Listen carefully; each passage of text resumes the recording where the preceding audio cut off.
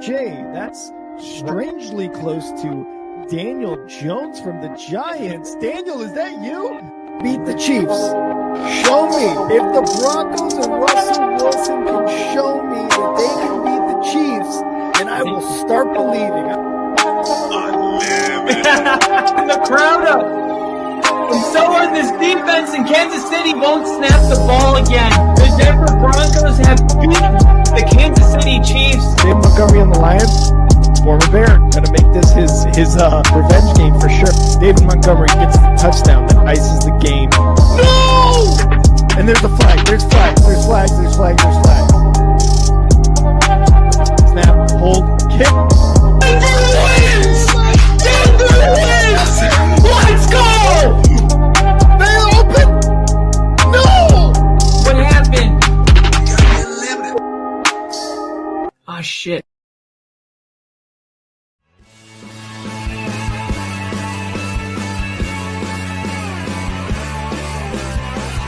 America is football. Football America is is America. football. Let's go. Football is America. And if you don't like it, you can kiss your candy ass. This is a moment in time. I don't give a damn. Oh my God. No! You love it. It's 30 to 27. Chiefs win. Chiefs win 30 to 20.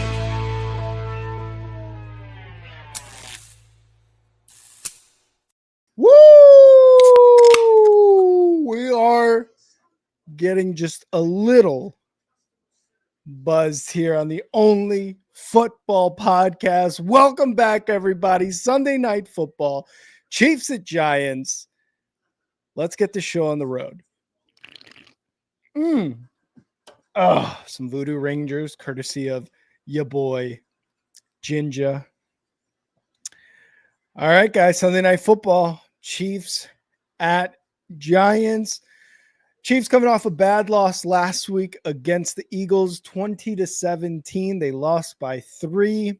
The Giants playing a very good week too. It was an explosion of offense, and Russ had like 450 yards. He had bops to Malik Neighbors, kept the game close against Dallas. But unfortunately, the Cowboys have this guy named Brandon Aubrey who makes like 95-yard field goals. So they lose that game in overtime. Both teams defeated without a win so far in the season. One of these teams is coming out with a win. And if not, if it's really bad, if it's a really bad game, it's going to be a tie at the end of this. But we got the Chiefs going in Jersey, into MetLife, taking on the Giants. Russ, hoping he can recreate what he did last week in terms of yardage, in terms of big plays. The Chiefs, honestly, are looking for any and all big plays that they can get with this lackluster offense, really, to say the least. So let's see who comes out on top. We got the banner up. We got the chat going here. We got Lil E in the chat, Daniel Barry in the chat, and of course we got Ginger and Crafty as well. Thank you guys for being here. Brian Dable is on the hot seat. 4th season as a head coach. He had 9 wins his first year and 9 combined wins over the last 2 seasons. Can you say seat is on fire? Because that's exactly what's going on with Dable. And if he could come out, if this defense can come out and get a dub against this Chiefs offense, which is, again, like I said at the very top, very lackluster in terms of names, in terms of plays, yardage, you name it, then maybe he can save himself for at least one more week. But that is something we're going to be looking for here in this game. Going to have Kyle coming in here in a bit. If Wilson returns to week 1 form, he'll be booed off the field at halftime. Yeah, look, let's see if there's going to be a Jackson Dart sighting. I know there's been a few over the first 2 weeks for the Giants, but let's see if maybe he actually, gets the starting job. Not Josh Jacobs. What's his name? Jacobs, former running back of the Giants, trying to hype up the crowd. Is Xavier Worthy out tonight too? Great question. Let me check that, actually. I'm trying to look for the report, the injury report here. Well, let's take a look. And the Chiefs are going to be kicking the ball. Oh, we got Crafty. Yes, he's out. Okay, perfect. Thank you, Crafty. Mahomes Chiefs leading rusher. I think so. It's like I said, they have zero big plays. They have zero big players. The only guy really that is worth a damn right now, I think, on the Chiefs is Mahomes, and you can make an argument for Kelsey right now. And here's the kickoff. It's going to be a directional kick to the right side of the field, going to land inside the 10, and the Giants taking this kick out to about the 32-yard line. And yeah, Lily, big blow to the Chiefs. That's probably their big time guy right there. And ladies and gentlemen, the biggest penis I've ever seen in my life. Bleeds Denver orange and blue, the heart and soul of the Denver Broncos, coming to you from the great state of Tennessee. Ladies and gentlemen, it's your boy Kyle. Kyle, welcome to Sunday Night Football. Let's do it. Chiefs in this one, or did you take the Giants? No, I had to go Chiefs here, but I will say I'll be going for the Giants tonight. And this is our first preseason or our first primetime Giants game since Bill. Oh wow, that's true. Bill, love you. Let's see how your Bills can do or Giants can do. And the first play is going to be a run up the middle for maybe about a yard. And they're showing Russ's stats from last week: 450 yards, 30 of 41, 3 touchdowns, 1 interception. That interception came at a really bad time.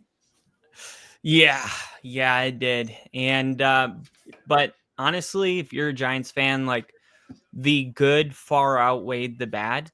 Yeah. And is this even going to be playable? This kick? Okay, I'm seeing it. Are you in the kickoff? I saw it. Yeah, return to the 31. Oh God, you're like a whole minute behind. Let me see if I can log in somewhere else. Okay, Tyrone Tracy on 2nd and 9 gets a first down run. So it's going to be 1st and 10 for the Giants here. Let me see. The Giants briefly gave their fans hope when they went toe-to-toe with Dallas, and Dallas played today. Facts. 1st and 10. Rush shotgun, takes a snap, looking. Quick throw.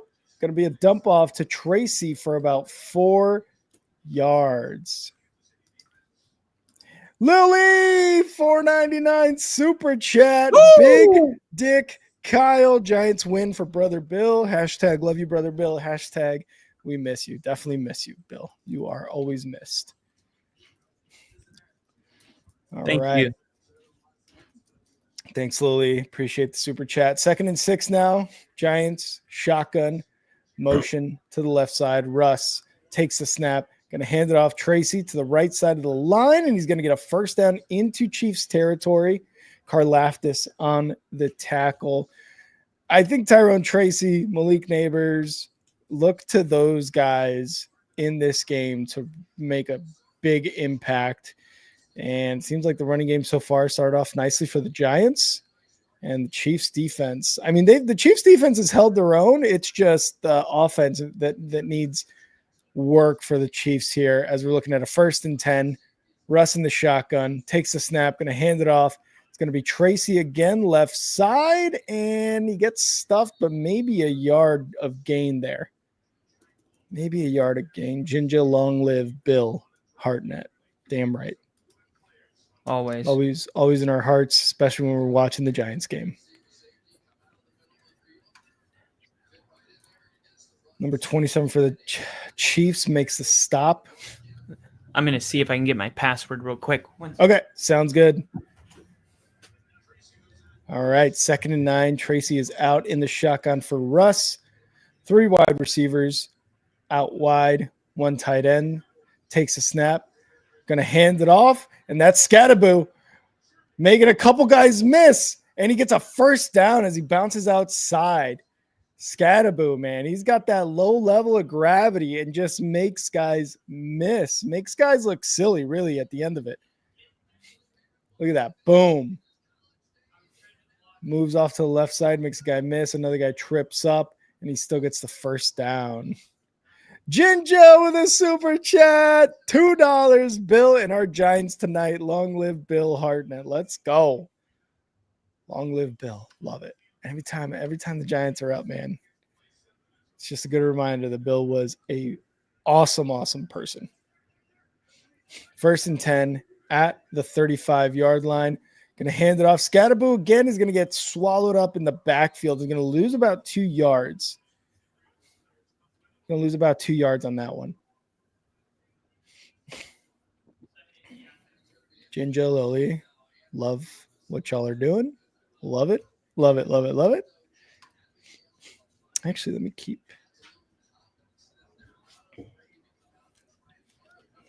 this here for all right, 2nd and 11. Rush shotgun. Snap. Looking to pass, going to dump it off. Scatterboo over the middle. He's going to get about 5 yards on that catch. So 3rd and medium coming up.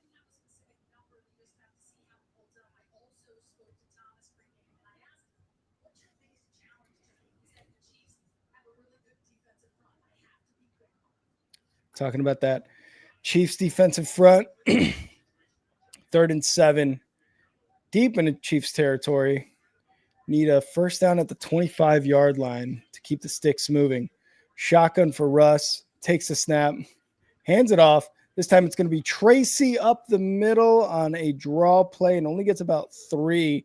So it's going to be 4th and about 3 yards. 4th and 4, right around there. Let's see what Dable wants to do. I think he should take the points here. Against the Chiefs defense, it's hard to come by points. So I think they're going to go for it. Let's see if they try to get the Chiefs off sides too. 4th and 3, rush shotgun. 2 receivers at the top of the screen, moving Malik Neighbors. Takes a snap. They are going for it.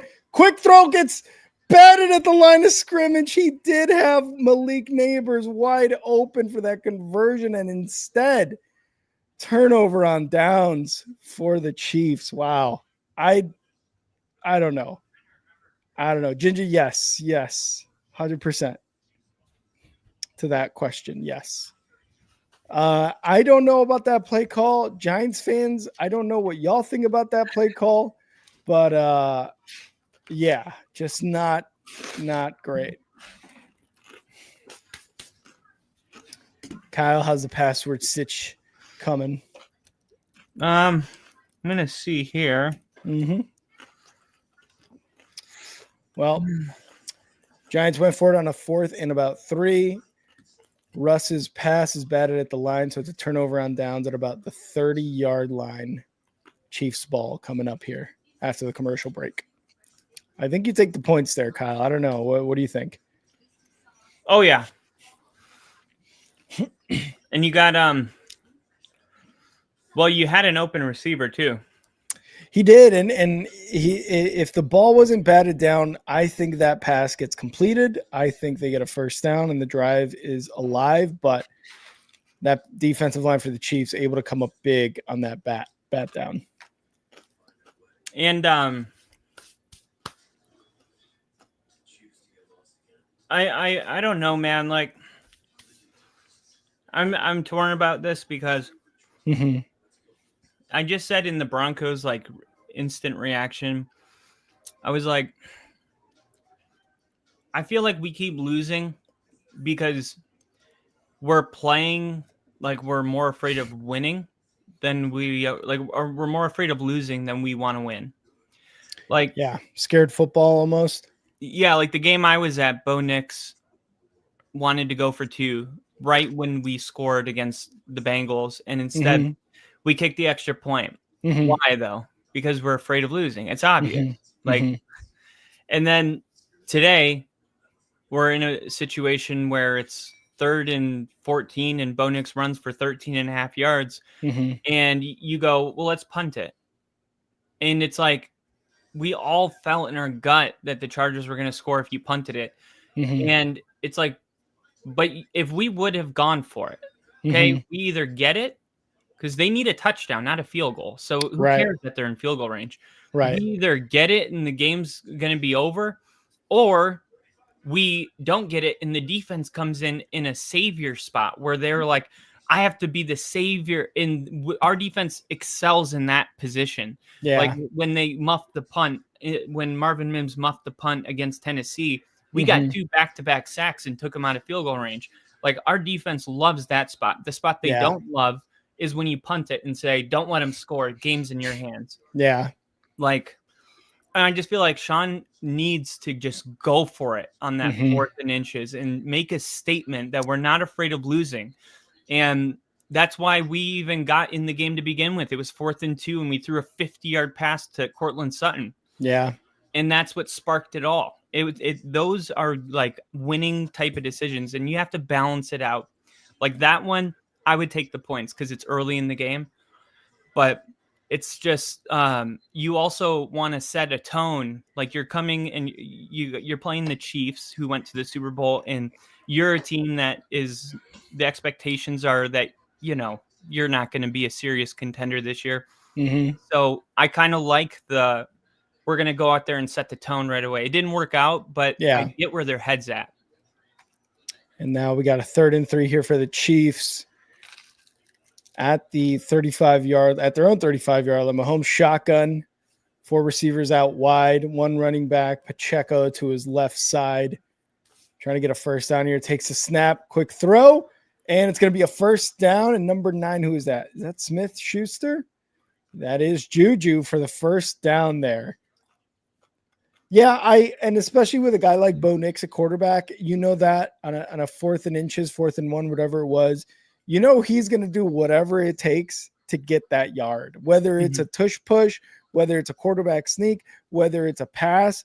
Like he's going to do whatever he can to get that yard, to keep that drive going. And even if he hands it off, he's going to be pushing the running back to try to get that first down. 1st and 10, Chiefs, shotgun, 2 wide receivers, bottom of the screen. Mahomes takes a snap, going to hand it off. Pacheco, left side of the line. He is going to gain about 2-3 yards there. So 2nd and 7 upcoming. Are we synced up, Kyle? Do you need me to pause? I see Mahomes lining up right now for 2nd and 6. Ball snap, fakes the handoff, rolling, check down, throws it to number 10 tackled. What's the time you got? 8:23, 8:22. Oh my God. You are so behind, dude. Where are you at? I'm at 6:30. Really? 6 minutes, 30 seconds. Yeah. What are you using to stream? A site? Definitely a site, right? Live total score. No, I'm gonna take care of it. I'm gonna get YouTube TV here in a second.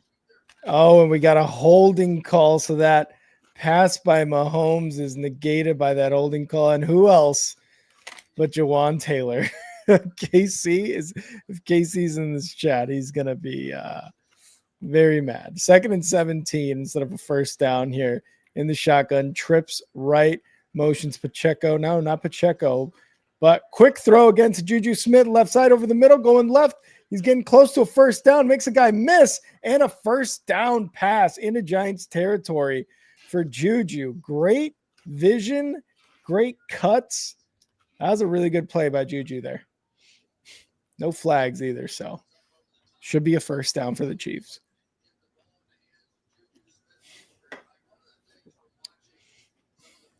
And then Phillips there, number 22 for the Chiefs, or for the Giants. Woody, we got a Woody sighting. Could have come up with a tackle, but unfortunately is not. Motion right side. Takes the snap. Mahomes in the pocket. Going deep right side. And caught, but he's going to be out of bounds. No catch.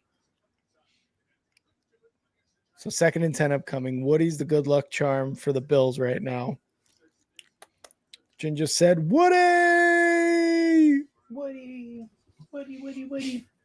God, man, this defensive line and even the linebackers for the Giants. Woody was at the So game good. with us.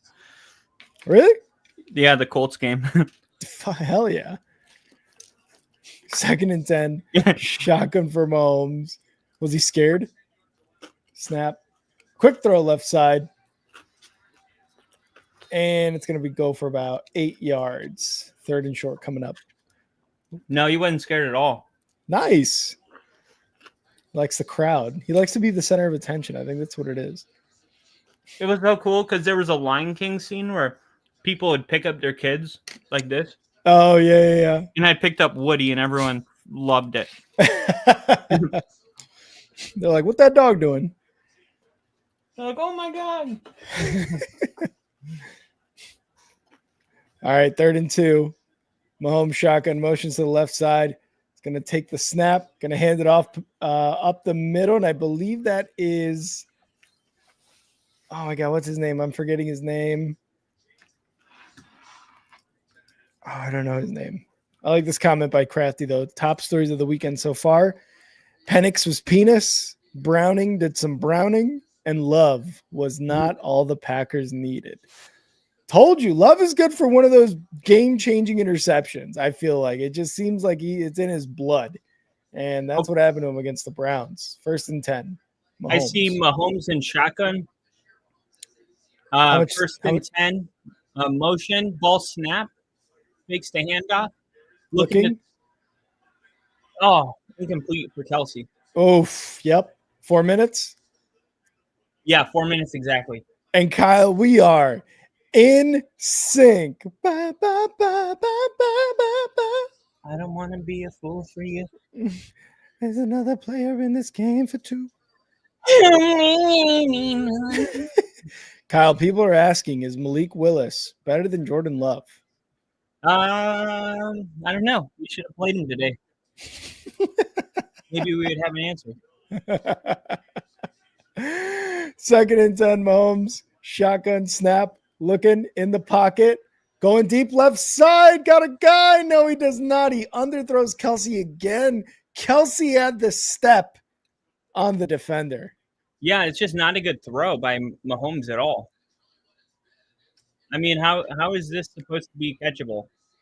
Yeah, that was well underthrown. I mean, it was. It's bad when even that's Tyler Nubin, 2nd-year safety out of Minnesota. I actually loved him.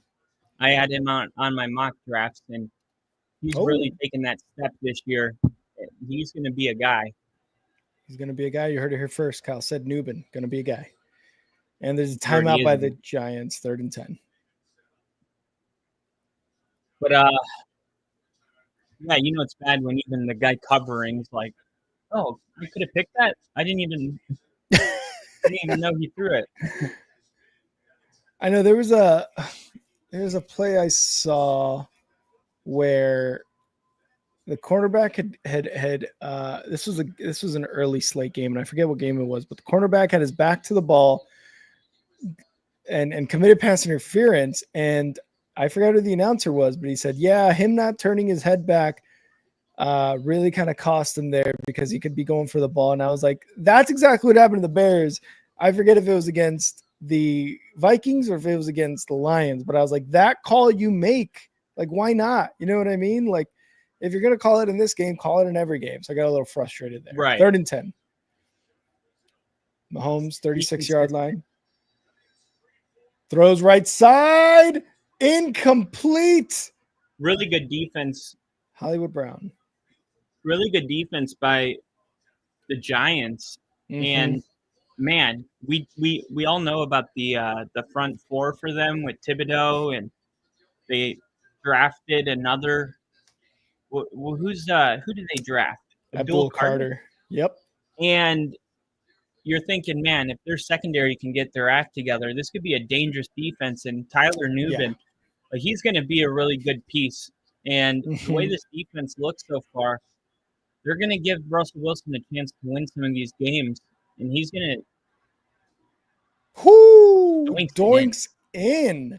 He's going to give 3-0 Chiefs. The defense is going to give him a chance to win some of these games, but then you have a game like last week where, they gave up, 500 yards? Yeah.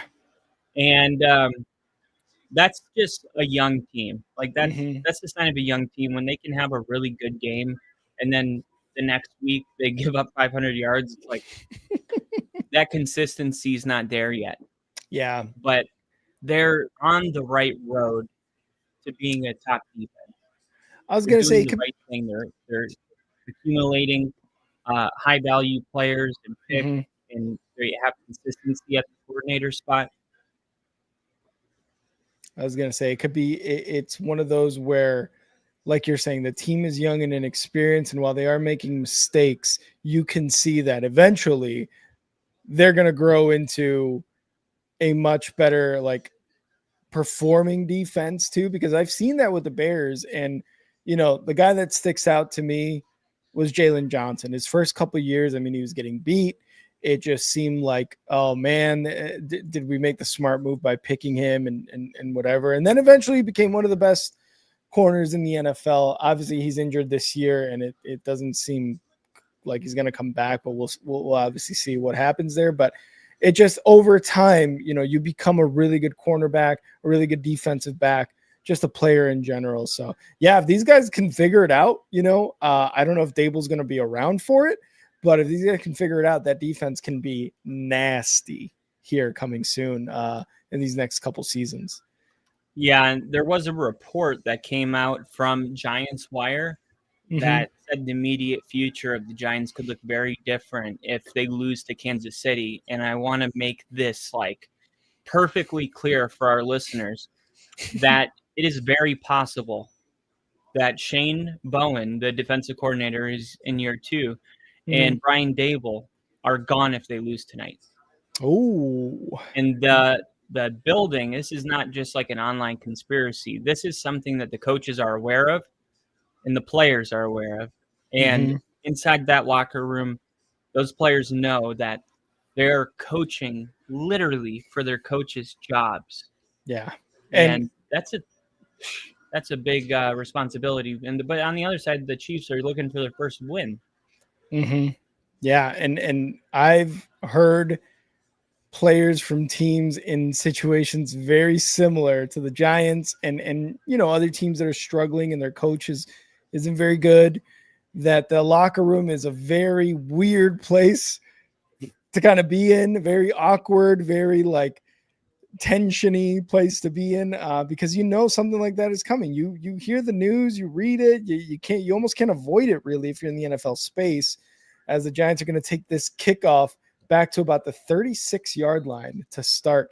And they said it's not really a very good place to be in. The guys around you may or may not be sticking around. Definitely the coach is on a hot seat. So they're trying to do their best. I'm sure Russ is trying to do his best, as he has been doing over the last 5 years, even though we know he's kind of done. But it is what it is at this point for the Giants. And the fans are just wanting change at this point. It's because week 1, right, they didn't have an offensive touchdown. Yeah. Russell Wilson's going to throw a quick dart to Darius Slay. Nice throw.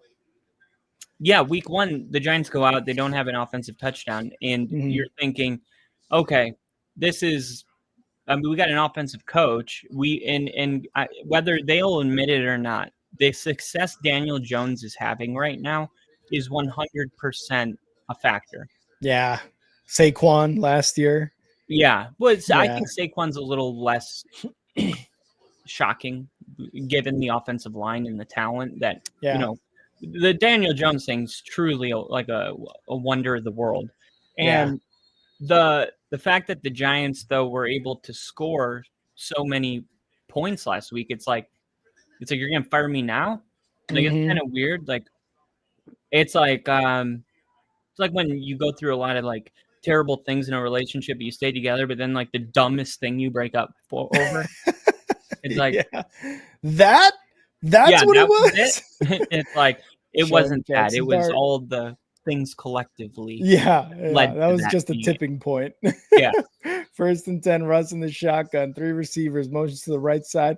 Gonna hand it off here. It's gonna be Tracy up the left side of the line. He's gonna get about 3 yards, I would say, on that run. But yeah, I know what you mean. And this question by JST: chances on the Chiefs getting Achane from the Dolphins? I don't know. I Not think, happening. yeah, I was gonna say I think they're very happy with Pacheco, although if I'm being honest, am I taking Pacheco or Achane? Yeah, I'm taking Achane 100%. But So are the Dolphins. And on top of yeah, it, the Chiefs have a wide receiver problem. Their running back problem stems from their receiver problem. yeah, if you can't pass the ball, everybody's gonna be playing the run. Russ back to pass, quick pass to Tyrone Tracy on the left side. He's gonna get about 3 yards, Oh 4 no. yards.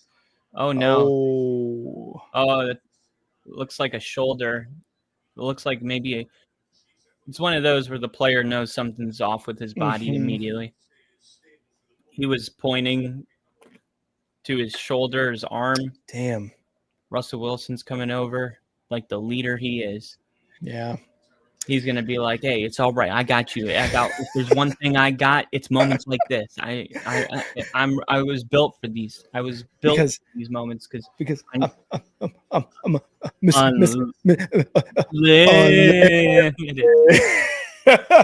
There's one thing I know. It's that integrity builds perseverance, and perseverance it builds character. And I know myself. I got a lot of character. I've had a lot of good times in this league. We got a lot of bad character. times, some bad times as well. But a lot of good, a lot of highs.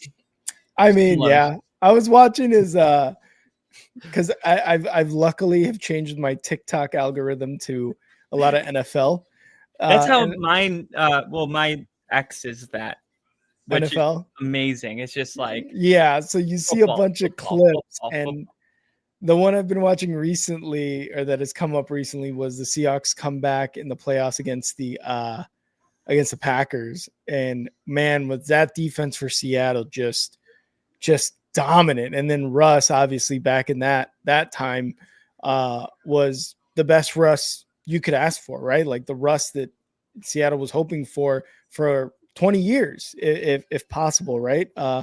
And I was just like, wow, that defense, the Legion of Boom, Russ at his peak, like there was no score that you, as a Seahawks fan, could think about and be like, we can't come back from this, because you always thought Carson, Lockett, DK, that defense, and Russ, like we can do it. The Russell Wilson experience is what somebody told me before Russell was a Bronco, and I was at a bar when my mom came to visit, and there was a Seahawks game on, and I remember they were like down 8, 2 minutes left, and I looked at the Seahawks fan, and I was like, oh, you guys must be nervous, and they're like, this happens every Sunday. This is what Russell Wilson is, and I was like, wow, it's like I watch football every week, but it never hit me that he does that every week. Yeah. Until they said it, and they were all like, yeah. I'm like, wow, I guess they do that a lot. Yeah, it's just like they're always coming back. I'm gonna be right back. I heard a weird noise. Be right back. Uh-oh.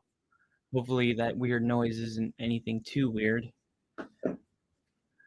Don't forget, The Voice is going to be on NBC. Great program. And Tyrone Tracy, now that's a significant loss right there. Yeah. You're going to see a bigger role from Scatabo, which is going to make some people happy. Here he is right here. Oh, and that is going to make those people unhappy. Scatabo wanted a face mask there. Yeah. I didn't see it. Ref's like, rookie, you're not getting that call. Yeah, it's like, look, even if that's not how you got tackled. You might have touched it. Yeah.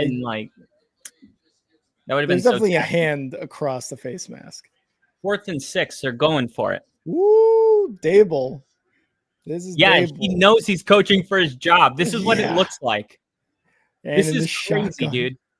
Russ, shotgun, trips. I don't know, 2 wide receivers to They're the not right snapping side, this. changing the play. Motion Scatabo to the right side. They're not snapping this. No, they're going to take the penalty, and he went for they went for it on the last one. Obviously, it was like a 4th and 3 or a 4th and 2, but I thought for sure he was gonna go for it again.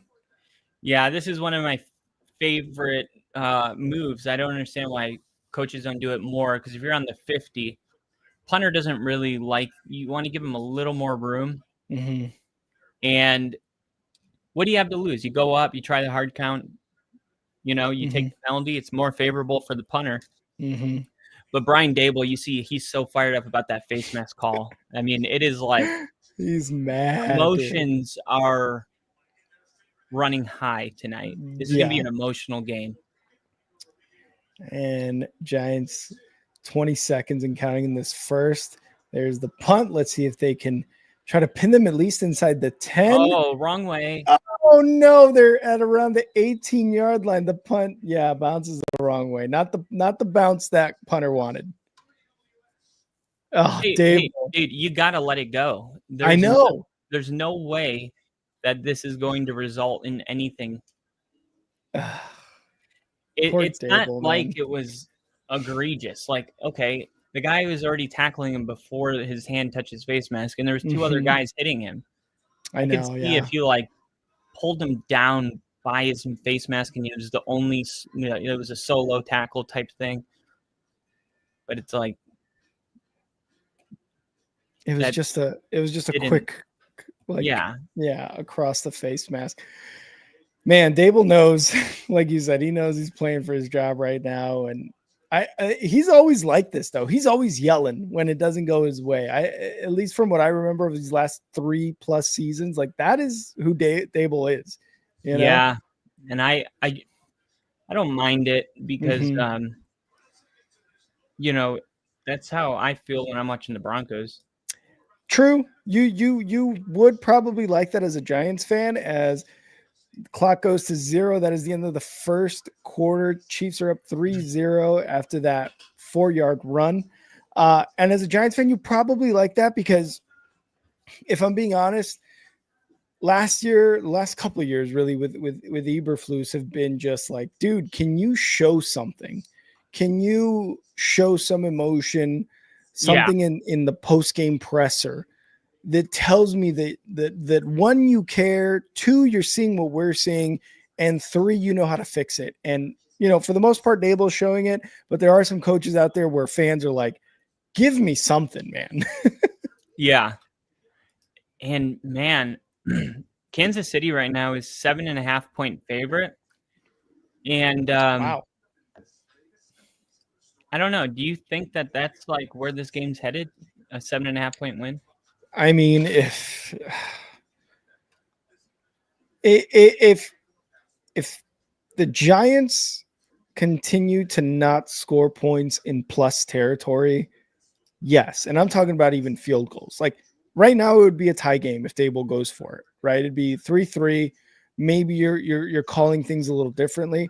But if the Giants are failing to score any points in plus territory, including field goals, even though you're going to be down a score or whatever the case may be, this is definitely a 7-point plus type of game.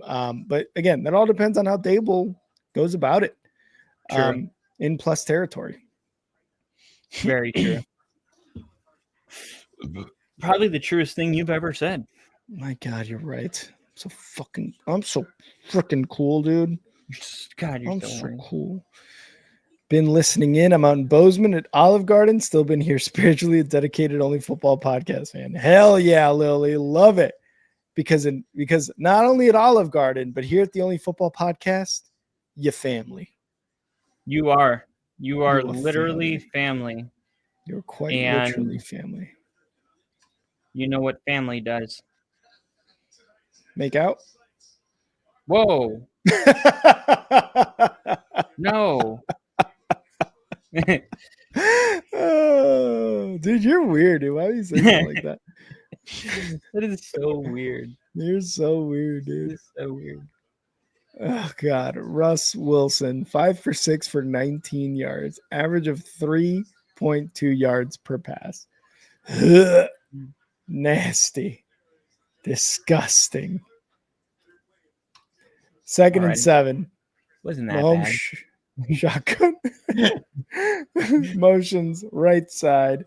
Hollywood Brown takes the snap, and under pressure, going to be a screen up the left side, and it's going to be a first down, and finally down after about 8 yards. I should say 10 yards there for Kareem Hunt. Are you from Tennessee? Because you're the only 10 I see. Woo! Dude, stop flirting with me. You're gay. That was Ginger at the game. First and 10 at the 32-yard line. Mahomes under center. Going to motion to the left side. Single back, takes the snap, fakes the handoff. In the pocket under pressure, Abdul Carter. And incomplete pass. He's saying, get the ball. He's saying, take the ball. Let me get the ball.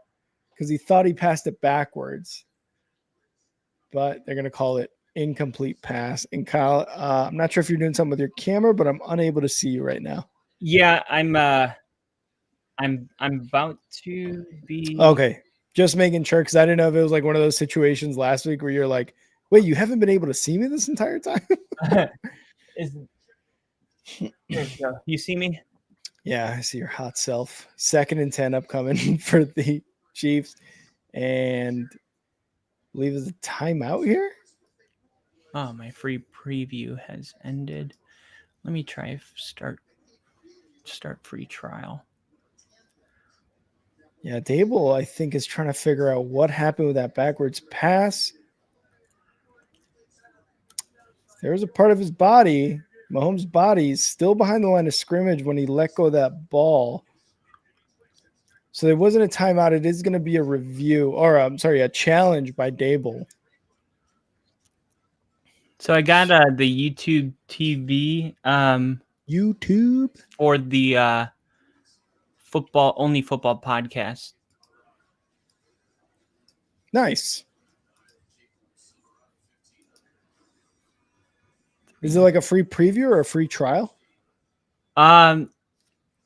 Yeah. Hopefully it's a free trial. That'd be sick. But I need it, you know. Yeah. Because so far with YouTube TV, we've been in sync, like completely in sync and live. So that's been nice to have. Crafty saying should be an illegal forward pass by Pacheco when he threw it into the ground. Might even be grounding. Intentional grounding, too. We'll see what the call is here after the challenge. I do like the challenge by Dable here. I don't know if it's going to work out in their favor, but I kind of like the challenge here. No, you don't. You're right. I hate the challenge here. You absolutely hate it. Total today. Dable challenge success. Starting October 21st. As of September 2025, Brian Dable has one of the highest challenge success rates in the NFL. Wow. Dable has the best record, succeeding on 10 of his 14 challenges. Over 70% have gone Dable's way. All right. Dable knows when to throw the challenge flag. Is that normal? $90 they're charging me for YouTube TV? Yeah. That's how much I pay with Red Zone. This is out of control. And you know the worst part about it is YouTube TV is running a special for Sunday Ticket where you pay like it's like a 4 payments or 8 payments, something like that, like $40. And you're like, oh, cool. That's not that expensive for backwards pass. 2nd down. Yeah, $34.50 for 8 months. Exactly. And they're like, oh, yeah, that's cool. But on top of that, you pay for YouTube TV.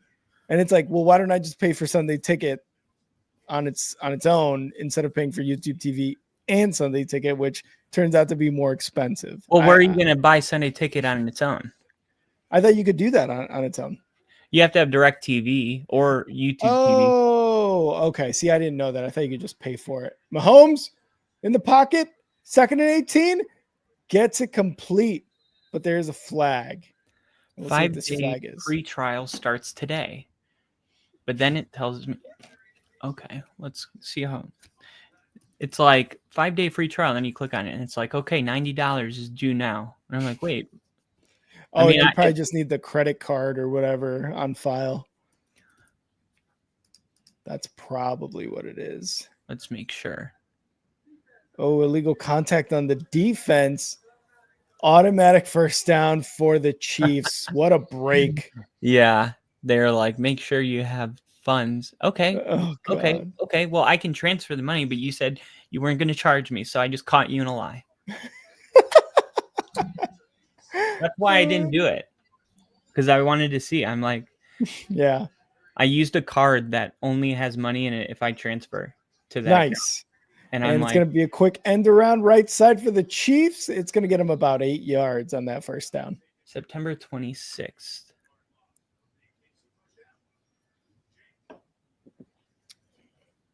So first down. This should be crazy, second dude. and 2 coming up for the Chiefs. Man, what happened to the days where you just had to go get a $30 antenna? Yeah. Those days are so gone. This is ridiculous. Yep. Like this consumerism, capitalism, this this ridiculous situation that we're all living in, and we're all just okay with it. We're all just like, even if we're not okay with it, we're like, can't get too mad about it because, what am I going to do? Yeah. Can't do anything about it. But it's like, we can't buy houses. We can't raise families. It's like, you need 150 grand a year just to be like, I'm actually comfortable. Just to live. Yeah. Just to live comfortably. My brother just had to go to the dentist and there was like a $20,000 bill. Oh my God. I'm like, this is crazy. This is actually insanity. And no, he doesn't have insurance, but still, it's like, why does it cost that much to pull a tooth out? Almost a circus act here by Mahomes gets the first down. And here we go. 1st and 10 from the 33-yard line, rolling right, looking under pressure, going to take it himself, gets maybe a yard there. Yeah, Kyle, I could not agree more with what you just said. It is ridiculous the amount of money you've got to pay for everything. If I ran one of these companies and I was like, how much money are we making? Okay, is it necessary to make that much? Yep. Like, it's called greed. It's like, what would happen if we, instead of making, $2 billion, we only made $500 million in profit? We're talking net profit. We're not even talking about the cost of running a business. We're just talking about how much money the CEO makes per year. Quick screen pass goes for negative yards. 4 yards lost there on that screen pass to But I love YouTube. I love YouTube. We're on YouTube. Yeah, I know. But what I will say, Netflix, for all of its awesomeness, kind of ruined the game with streaming. They kind of made everything expensive because before you could turn the TV on, watch this game, no problem. You could watch the NFL Sunday, Monday, Thursday, no problem. If they decided to have a Christmas game, Thanksgiving games, no problem. But now you got to go on all the streaming services. Mahomes, and there's a flag, going to take it himself for a first down inside the red zone. Let's see what this flag is. But yeah, Kyle, could not agree more. Greediness is killing the average person. Yeah, it is. Hopefully no, it won't. It won't. It won't. That is a false start. Illegal formation. Jawan Taylor again. That's his second flag this game. And he's just, oh my God. I thought my offensive line was bad, and they are. But as a Chiefs fan, you hate Jawan Taylor. Dude, he was a Bronco and I didn't like him. I finally caved. I gave YouTube all of my bank account information, and now I'm allowed to watch the football game. Yay. Fourth down on that This pass. game only cost $100. Fourth down here for the Chiefs, but they are in Don't great worry though. field goal Next week we'll territory. have to get Peacock. Exactly. You'll have to get Peacock. You'll get Netflix. You'll get Paramount. You'll have to get YouTube TV. You'll have CBS has got one now. yeah. Netflix Christmas. Yeah, exactly. But you still need cable if you want to watch all the ones that aren't streamed. Snap, hold, kick is good, and the Chiefs get another field goal. They make it 6-0. That fourth down play is looking worse and worse for the Giants. 6-0. Chiefs up. All 9:48 left in the second quarter. Yeah, dude, it's that's why when they had that deal in quotes for Sunday Ticket, I was like, what is the deal here? You just pay more money. Like, Yeah, it's you were just like, tons of what? money.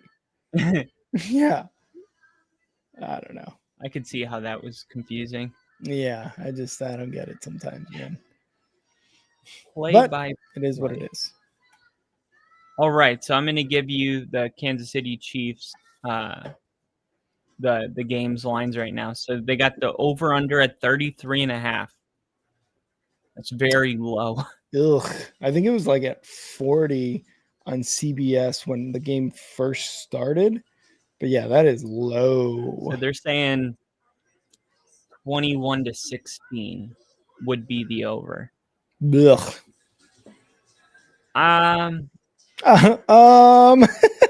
It's a hard one. Yeah.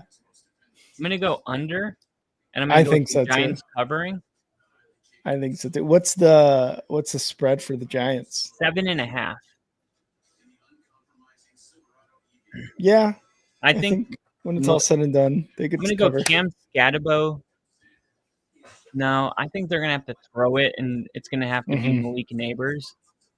And then Kareem Hunt's pretty much taken all of the touchdown runs. So we're gonna go Malik Neighbors touchdown, Kareem Hunt touchdown, under 33.5. Giants keep it within 7.5. Okay. $1 wins 115. Whew. That's a nice bet. That's a nice parlay right there. And then I'm going to do the same one, but I'm going to have the Chiefs winning by more than 7.5. Just in case. Ooh, Kyle playing with fire. We're going to go over 33.5 in the Chiefs to win by more than 7.5. Ooh. The only combo I'm thinking is going to bite me in the ass is over 33.5, but the Giants to cover. Because I think, what if Kansas City wins by 7.5? I was gonna say, Or yeah. 7. I mean, they're already winning by 6. like I'm not saying this is gonna be the score or whatever, but like 0 yards. Yeah, it is bad right now. Their leading receiver is Darius Slayton with 9 yards on 1 reception. Cam Scatabo and Tyrone Tracy, the running backs, are second and third. Here we go. Here's a kick. Going to be fielded around the 7. Giants going to get this to about the 26-yard line. All right. We are back. Let's go.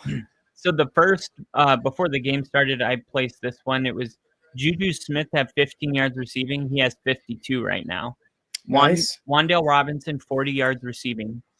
He has 0. Marquise Brown, 30 yards receiving. He has 8. And then the 2 touchdowns, I did Mahomes and Wan'Dale Robinson. Okay, yeah. And the payout's 187, but it's only 5 things. And one of them's done. Russ shotgun, fakes the handoff in the pocket, going deep, and I think he got batted. Oh, man. Oh, man, we missed that out. Was going to Wan'Dale Robinson. Yeah, we missed out on a Russ deep throw. That was about to be a moonshot. Who was that? Oh, I think it was Neighbors. Is Neighbors 0? No, Neighbors I think is 1. That's such a dangerous thing. Dangerous. For a throw, I remember somebody doing that to me and my coach just screaming, Like Mm, you never ever hit, your own guy's arm when it's back like that. yeah. Russ hands it off. That is going to be. Is that Tracy? I didn't see the number. He's donezo, right? For tonight. Oh, that's right. Yeah, that's Singletary. Singletary. So I guess he's questionable. Lily, I know. I forgot the Cole Kmet touchdown. I don't know why. Hey, we got Morty. Sorry, Morty. What's up, Morty? Oh, good. Morty, welcome. Welcome. 6. I got Yeah, he's Did you hear it? questionable to return. X-ray room. Okay. Yeah. They said he was questionable. 3rd and 7. Russ back to pass, going deep left side, intercepted. Oh man, Intercepted. trying to get it to Wandale Robinson, and I think the best part about this. Okay, now remind you, week 1, 0 touchdowns for the Giants. Yep. Week 2, we go in saying if Russell Wilson doesn't do something miraculous by the halftime, Jackson Dart is coming into this game. Yeah. Russell Wilson ends up throwing for 450 yards and 4 touchdowns and has the best game of his life, including his Super Bowl victory. Mm-hmm. The way this game's going, it might turn into the Jackson Dart show. Yeah. Especially, how much grace does that buy you? It's like when you buy your wife a nice piece of jewelry. It only gets you points for a couple days, no matter how nice it is. After a couple days, things go back to normal. I agree. You're getting some slop top after you buy that jewelry. But honestly, I agree. Like talking to her about her feelings and being an actual listener and caring, that helps. Is worth way more than a necklace. Yeah. And especially when you do it consistently too. Yeah. What Russell Wilson did on Sunday, it might just be a diamond necklace. I don't know if it saves his next 3 games are like locked that Russell's going to be the starter. Not even a diamond necklace. It's like a necklace from like a jewelry. Marshalls. Like a Marshalls. Yeah. Like a department store diamond necklace where you're like, oh, that's really nice. How much did it set you back? And you're like, oh, 150. You know what I mean? And it's like, oh, okay, cool. Like it's really nice. The feeling's awesome. Like you don't care about the price. But then the next week comes and you're like, it was only $150. Like it's not that crazy. Yeah. No. Here we are with the greediness we were just talking about earlier. But you know what I'm saying? Lost. No. I do, because Russell Wilson's great game ultimately doesn't matter because they lost the game. Yep. They didn't win, right? Yep. They lost to the Cowboys. Yep. So honestly, it's much easier to forget about a great performance in a loss than it is in a win. Yeah. And so the Giants, although they're in the same position as the Chiefs, it feels like the Giants are, I don't know, it feels like they're 1-1 some reason, even though they're not. Yeah, I could see that. Like the Bears feel like 0-2 coming into today. The Chiefs feel like an 0-2. Mm-hmm. The Texans felt like an 0-2, but the Giants had such a great game last week that the Giants felt like a 1-1, and the front office has made it clear that they're 0-2, not 1-1. And Russell Wilson throwing interceptions, and I haven't seen him really push the ball downfield yet. This might be a very short leash. And here we go. They're going to hand it off. Pacheco up the middle. Tough run. Gets about 8.5 yards. Probably a 2nd and 2 upcoming here for the Chiefs. Yeah, man, I agree. I like to see this Pacheco running downfield at 8 yards a pop, finishing his runs. Remember, he broke his leg last year, and they had to sign Kareem Hunt, who that's a story in itself. You know, he gets kicked off the Chiefs for some bad stuff, and they went on to win 3 Super Bowls without him. And big first down pass there to Thornton. And when Kareem Hunt got the opportunity to come back to Kansas City. He made the most of it, so much so that the Chiefs started favoring Kareem Hunt. I mean, even in the Super Bowl, Kareem Hunt was the guy that was picking up first downs. Like Pacheco wasn't. And Yeah. I think people forgot that this guy broke his leg 3 months ago. Like, Yeah. Like he So- didn't have a leg. he might, as the weeks go on, he might get into a rhythm again, and you might see some of the old Pacheco. But here they're feeding him again, and I like this. 6 yards on that run, and this is like Pacheco is, again, because of the broken leg, has kind of fallen in terms of like running back, I guess, rankings, or who you would want at running back, right? Like he just needs this season to kind of go a lot smoother, obviously without injury, to kind of get back up there, because when Pacheco's on, he's on, man. 2nd and 4. Shotgun, Mahomes motions to the right side. Juju takes a snap in the pocket, under pressure, throws right, and it's going to be Kelsey. First down inside the red zone for the Chiefs. Kelsey, he's alive. He got engaged, disappeared, and now he's back on prime time against this Giants team. I couldn't believe it. Just moments ago, Travis Kelsey's over on receiving yards was 26.5. What world are we living in? I know, right? You would expect 50, 60, something like that. Crafty said the same thing. A Kelsey sighting, 1st and 10. Mahomes motions right side. Takes the snap.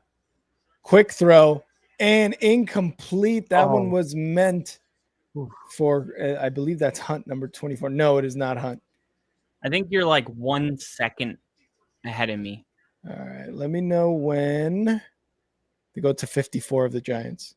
54 of the Giants. Bam. Okay, perfect. It was like you were calling it like just 1 second. Like you might even be able to just pause play. Yeah. Let's see. Mahomes, shotgun, empty backfield, 2nd and 10 inside the red zone. I'll tell you the second it's snapped. Snap. Yep. Fakes the handoff. Quick throw left. It's going to be Gray, and he's going to lose 2 yards. And that wasn't Gray. It was actually Kelsey. I thought I saw 3 there. There was a crazy moment in the double header. Was it the Chargers Texans game where they threw it? The Texans threw it just like this, and it picked up 14 yards. And this particular running back, it was his first play of the game, and his over was at 13.5. So he picks up 14 yards, and everyone's celebrating because their parlay hit. Only for them to go back and call it a rush and not a pass. That sucks. Mahomes back to pass. Throws it over the middle. Incomplete. Had it in his hands, and I believe that's Juju. Unable to bring it in. 4th and 12 now, but it looks like Butker's going to come out for another field goal. And Morty's asking, why did Kelsey become washed so fast? And I think he got old. I mean, we saw how badly his production dipped last year during the regular season. And I think it's continuing into this year, Kyle. Yeah, I mean, I'll wait for this field goal because it's a good conversation piece. Snap, hold, kick.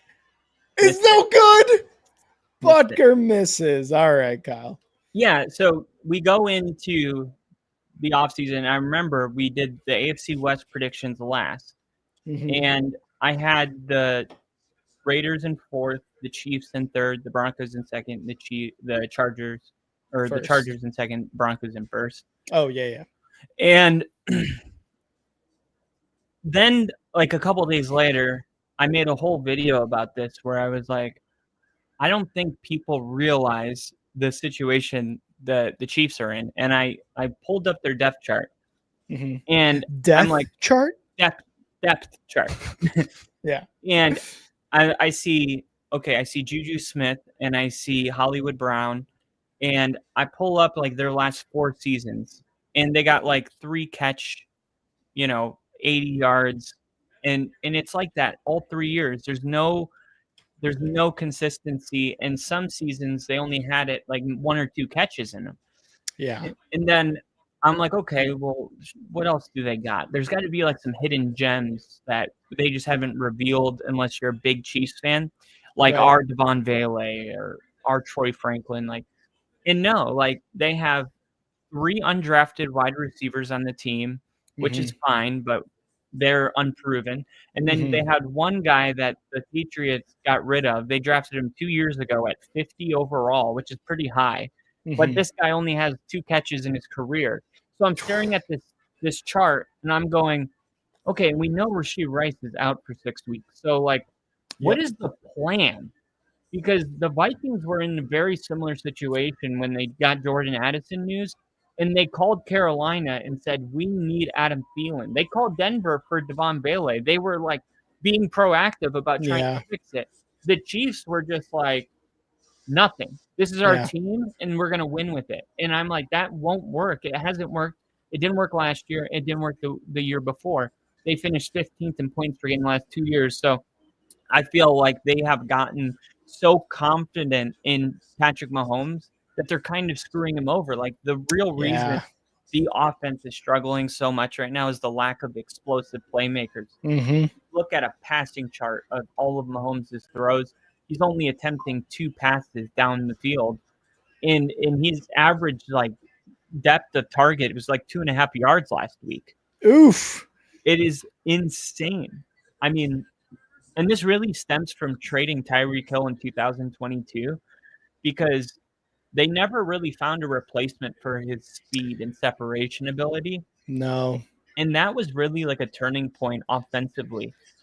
The Chiefs have made it to the Super Bowl because of their defense and Spagnolia's amazing coordinator, and Hmm. Mahomes is an awesome quarterback. But Hmm. they never really found a replacement for Tyreek Hill. They drafted Xavier Worthy, Yeah. and Travis Kelce and did you see Travis Kelce Yeah. and Andy Reid bumping into each other? Yeah. Andy Reid bumped him. He's like, bro, I'm not letting that shit happen again. What you did to me 2 years ago when you bumped me on the sidelines and I got caught off guard. What Andy Reid happened? was the one bumping him. He was supposed Sec- to block for somebody or something. I'm not really sure. Scatterbo up the Uh-oh. left side. Big run. Gets a first down all the way to the 48-yard line. And Lil A with another super chat. $1.99. Let's go, Lily. Appreciate it. Appreciate it. Yeah, I couldn't agree more with what you're saying with Tyreek Hill. Like when that happened, it seemed like, okay, we're not gonna bring back our guy. Maybe Tyreek Hill is going to be a headache, which he kind of has been in Miami, but it's also like coaching vibe, a lot of stuff going on there. 1st and 10 for the Giants here. Russ, empty backfield, 5 wide in the shotgun. He's going to take the snap and he's going to do a quick slant throw left side, and it's going to go for about 4 yards. But yeah, man, they never replaced it. Rashee Rice did emerge as like a number 1, but also Rashee Rice is just consistently getting into trouble.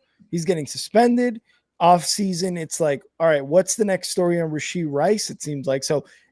Unless he like cleans up his act outside of the NFL season, he may not be a reliable guy. And like you said, if you are just standing still, knowing that you don't have any playmakers on offense, wide receiver wise, then your offense is going to be very lackluster, which is what we've seen as Scatterbo takes the handoff and lose about 2 yards on that run. And that's what we're seeing right now is a very lackluster Kansas City offense, which over the last 5-6 seasons, we're just not used to that.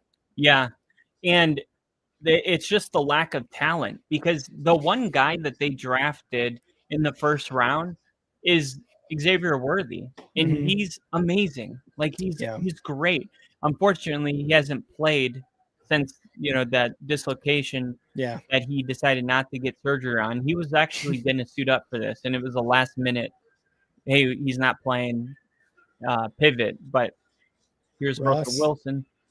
Gets it to Scatterbo. Oh, nice pass there for a first down into Chiefs territory, but there is a flag. Yeah, we'll see. Russell Wilson.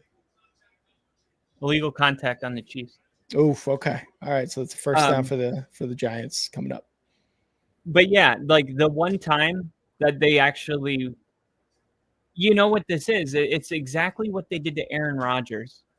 They Mhm. did the same thing to Aaron Rodgers, where they were like, they were doing it to Jordan Love, and the Packers were smart to look at the Chiefs and go, maybe we shouldn't be like, hey, just because we have a quarterback that can make fourth, fifth round wide receivers look really good, Yeah. doesn't mean that we should like do that to them consistently. Look what Tom Brady did when Yeah. he got Randy Moss. It was insane. Aaron Rodgers when he got Devontae Adams. Yeah. And instead of them drafting another wide receiver, they were like, we're going to draft Jordan Love. Yeah. And then just defensive players for years. And the Chiefs are doing it too, man. That they drafted one wide receiver in the first round that I can recall. And look, it worked out tremendously, but they refused to continue doing it. Yeah, and like you said earlier too, they're relying a lot on their defense and Mahomes, and to a smaller extent Kelsey, to kind of continue the offensive dominance or just winning in general. And as you can clearly see or not only this first half of the game, but over the last couple of weeks, it's just the output offensively is not up to par as it was when this dynasty for the Chiefs started. And Andy Reid is a phenomenal head coach. Patrick Mahomes is going to go down as one of the best quarterbacks of not only this generation, but probably like of all time when it's all said and done, depending on how the rest of his career goes.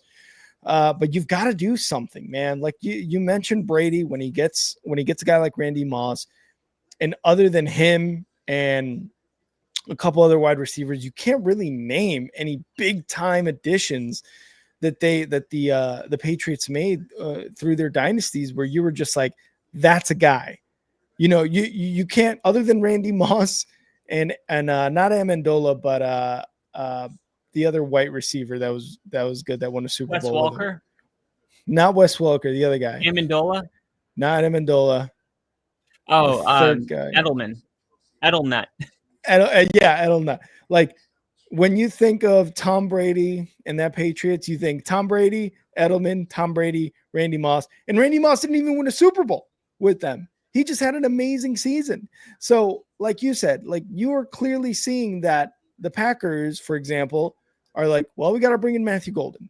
Yes, we got some guys, but once they're all injured, which happens pretty damn regularly, what else do we got? You know, so credit to guys like that who bring in wide receivers and because they know that they need to get their quarterback of their franchise quarterback, a guy that they can rely on, that can make big time plays, that can have a 50-50 chance at the ball if you throw it up in the air.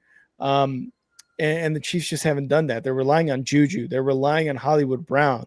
They're relying on Xavier Worthy. You know, obviously he was been hurt, but he made some plays last season. But to not do that, especially after Rashee Rice is suspended for the first 6 weeks of the season, it's almost like, do you want to win this year? Because you're still in the conversation because you just went to the Super Bowl last season. Yeah. But the moves that you make in the offseason don't seem like it. Yeah, and the guy that really started this, I said, with Tyreek Hill, maybe it's time for him to come home. Mm-hmm.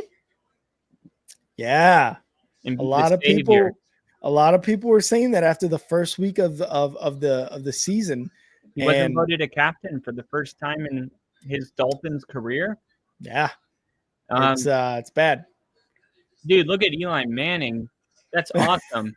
Did you see him rip it to the other? Yeah, he was ripping it in the other one. Yeah. Good 2nd and 9. Dude, Chad Powers is a legend. Motions in the shotgun. Russ takes the snap in the pocket, gonna dump it off to Scatabo, and incomplete pass. Russ, man, it's over. It's ugly, dude. It's just ugly. Yeah. I mean, God, good job on Scatabo to make an effort, though. That is an impressive play right there. There's something about that guy that I really trust. There's something about that Scatabo.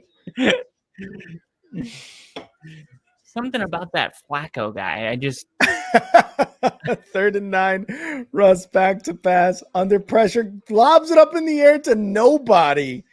And he was hoping there's got to be a flag. Yeah, there's a flag. I was Yeah. gonna say. God, I will say, like, high IQ play there by Russ. In a sense, like maybe he didn't necessarily expect that. Oh, but it's roughing the passer instead. Dang. Wow. Dang, I wanted to put $1 on a Jackson Dart touchdown. How much would that have been? I can't. It's not an option. No. Oh, I gotcha. What happened to Jalen Hyatt, the guy that ran like a 4.3 out of Tennessee? Let me actually look that up, because now that you bring that up, I was like, yeah, Hyatt was a guy. Yeah, like Hyatt. is he this like? I mean, he was a big. That was like a 2nd-round draft pick. And let's see, Scatterbo with the run inside the red zone gets back to line of scrimmage. Flag comes in late from the back judge, and Ruh-roh. this is normally the kind of stuff that you just let play off, but they're going to call it. Oh, this is going to be holding. I thought it was because of the scuff. Okay. So holding gets Chris called Jones. on Chris Jones. And what it is sometimes a defensive tackle will grab an offensive lineman to make sure that they don't get off of that. So then they can push off of you and then go to the second level and get the linebacker. I'm not seeing anything on Jalen Hyatt. Say he's still with the Giants. Yeah, I'm just like, why doesn't I see him ever? Why doesn't I be seeing him? I need a reason. Is that him? 13? No, is that Malik? No, he wears 13. 1st and 10. Russ under center, hands it off. Scatterbo up the middle, moving left. Touchdown, Scatterbo. It seems like for right now. Let's go. Wow. I had the Scatterbo touchdown too. Woo! And a backflip to cap it all off. Wow. Scatterbo with a tutty. Tough runner, man. Let's see if he's down. Is he down? I think he got the ball across before his knee went down. And I believe that's his first touchdown. Wait. What about his other shoulder? Okay. I think that's I thought that blocked. What's the rule with the block kick? I mean, I don't know. Sometimes they pick it up and run, and then sometimes they blow it dead. Yeah, I don't get it either on extra points. Jake said that's how a white man runs the football. Longest yard. Yeah. That's Don't good. say the end of that. Yeah. That's good. So the Giants tie it up. That must be such an awkward extra point block for that guy. For Stone Cold Steve Austin. That's just God, it's such a cringe line. I mean, imagine going to audition and they're like, here are your lines.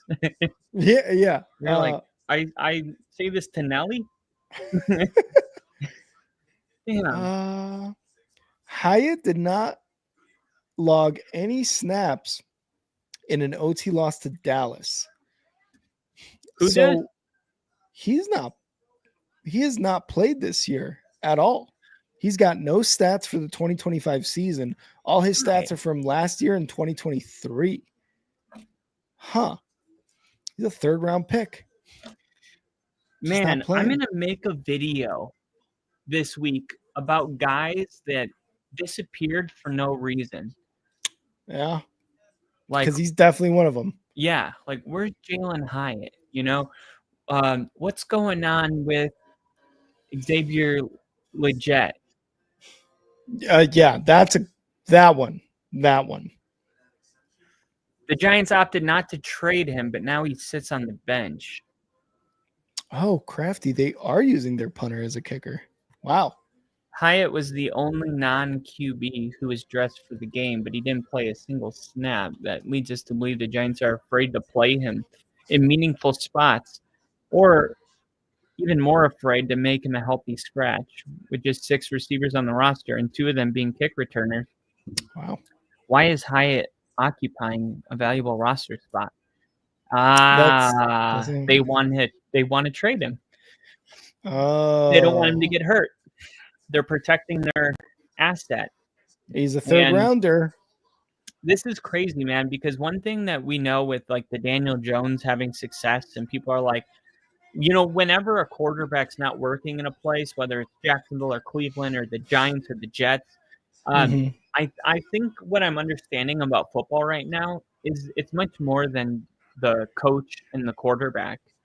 I think it's like the entire culture of the building, like the way people practice, like the way coaches talk to players, the expectation when the players are in the cafeteria that, the owners won't come in with a tour of their rich friends, like protect, like it's like the culture of the football team in its entirety with all of these things together.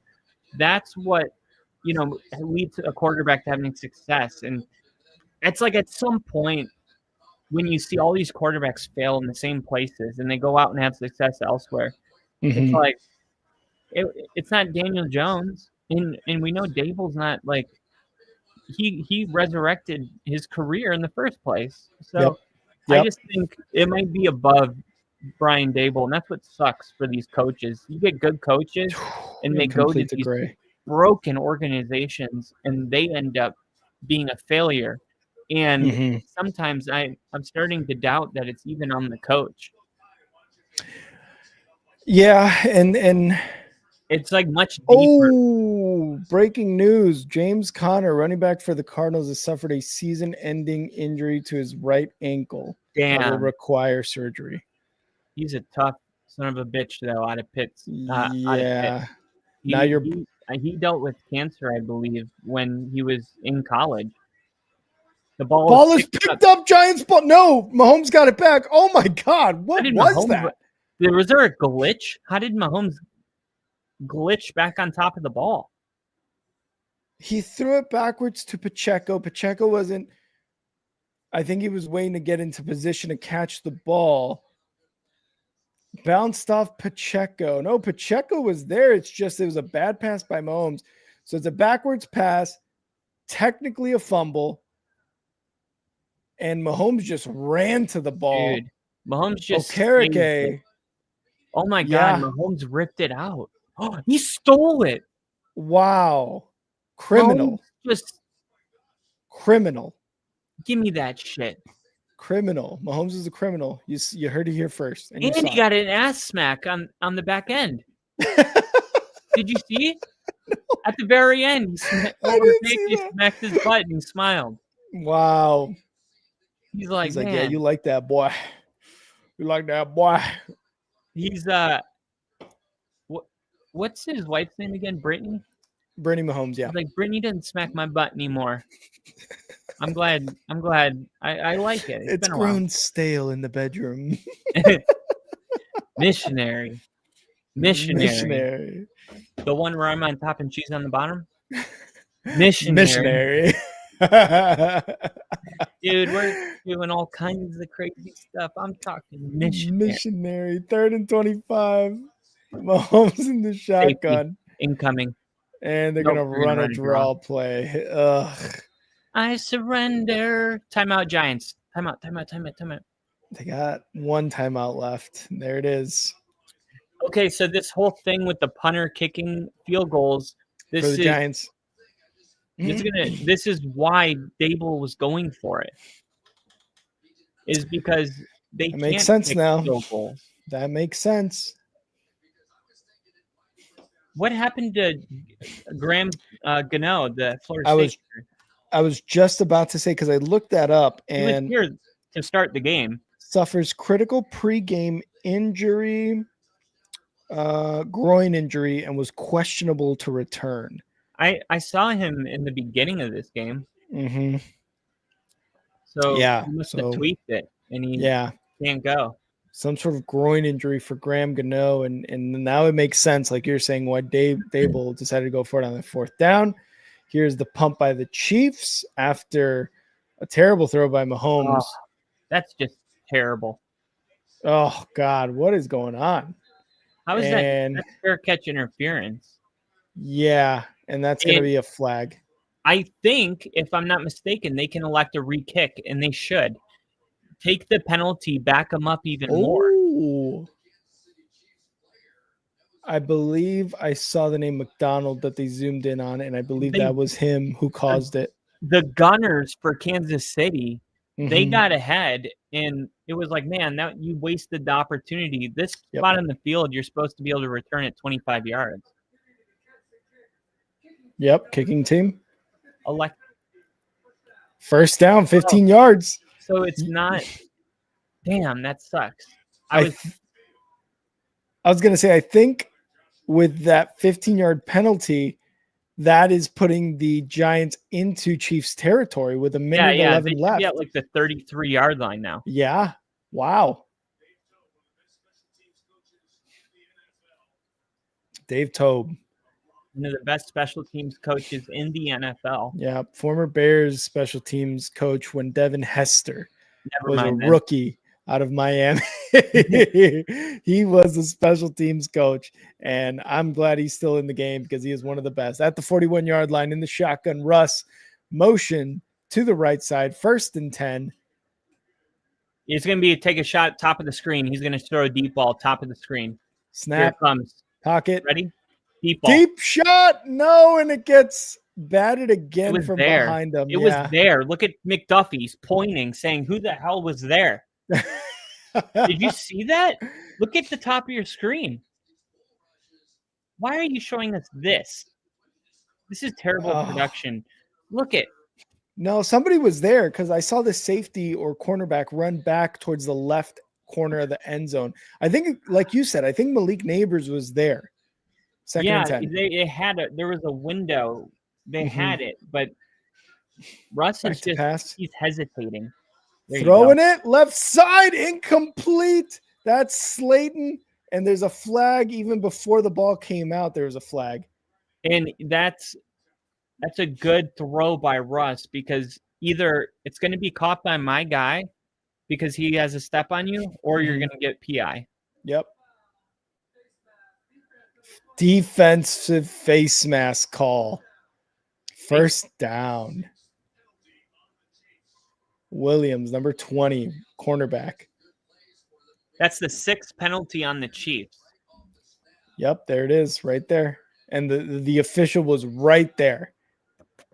1 minute, 2 seconds. Giants are in great territory here at the 26-yard line. Need to get to the 16 for a first down. Russ in the shotgun, takes the snap, hands it off. Singletary up the middle, and a little bit of push there. Gets him 4 yards. Why the hell would you run that? Yeah, and the Chiefs are going to take a timeout. Okay, that's helpful. Wait, is it the Chiefs or is it the Giants don't have any. Yeah, KC. Yeah, that's why I was like, wait, why didn't they show the graphic of them taking their first time out? But there it is. First time out taken by the Chiefs. Malik Neighbors has just been shut down, it looks like. After an amazing week 2 last week, Malik Neighbors is 0 receptions. Well, the Cowboys defensively. Trash.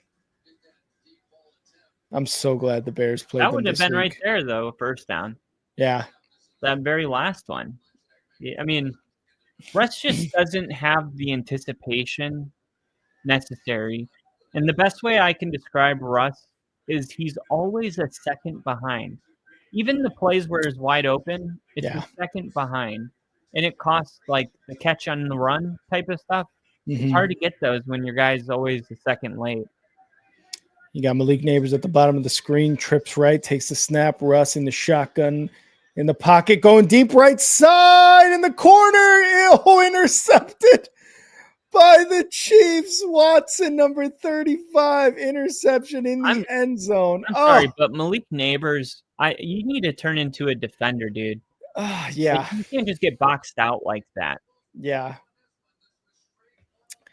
And that is definitely- Russ's second interception of the game. This is Russell Wilson taking a one-on-one opportunity. He likes it. Yeah. Did he underthrow it? Yeah. But look, you had a lot of time right here, and then you look. What are you doing? Yeah. You're like, He's mad.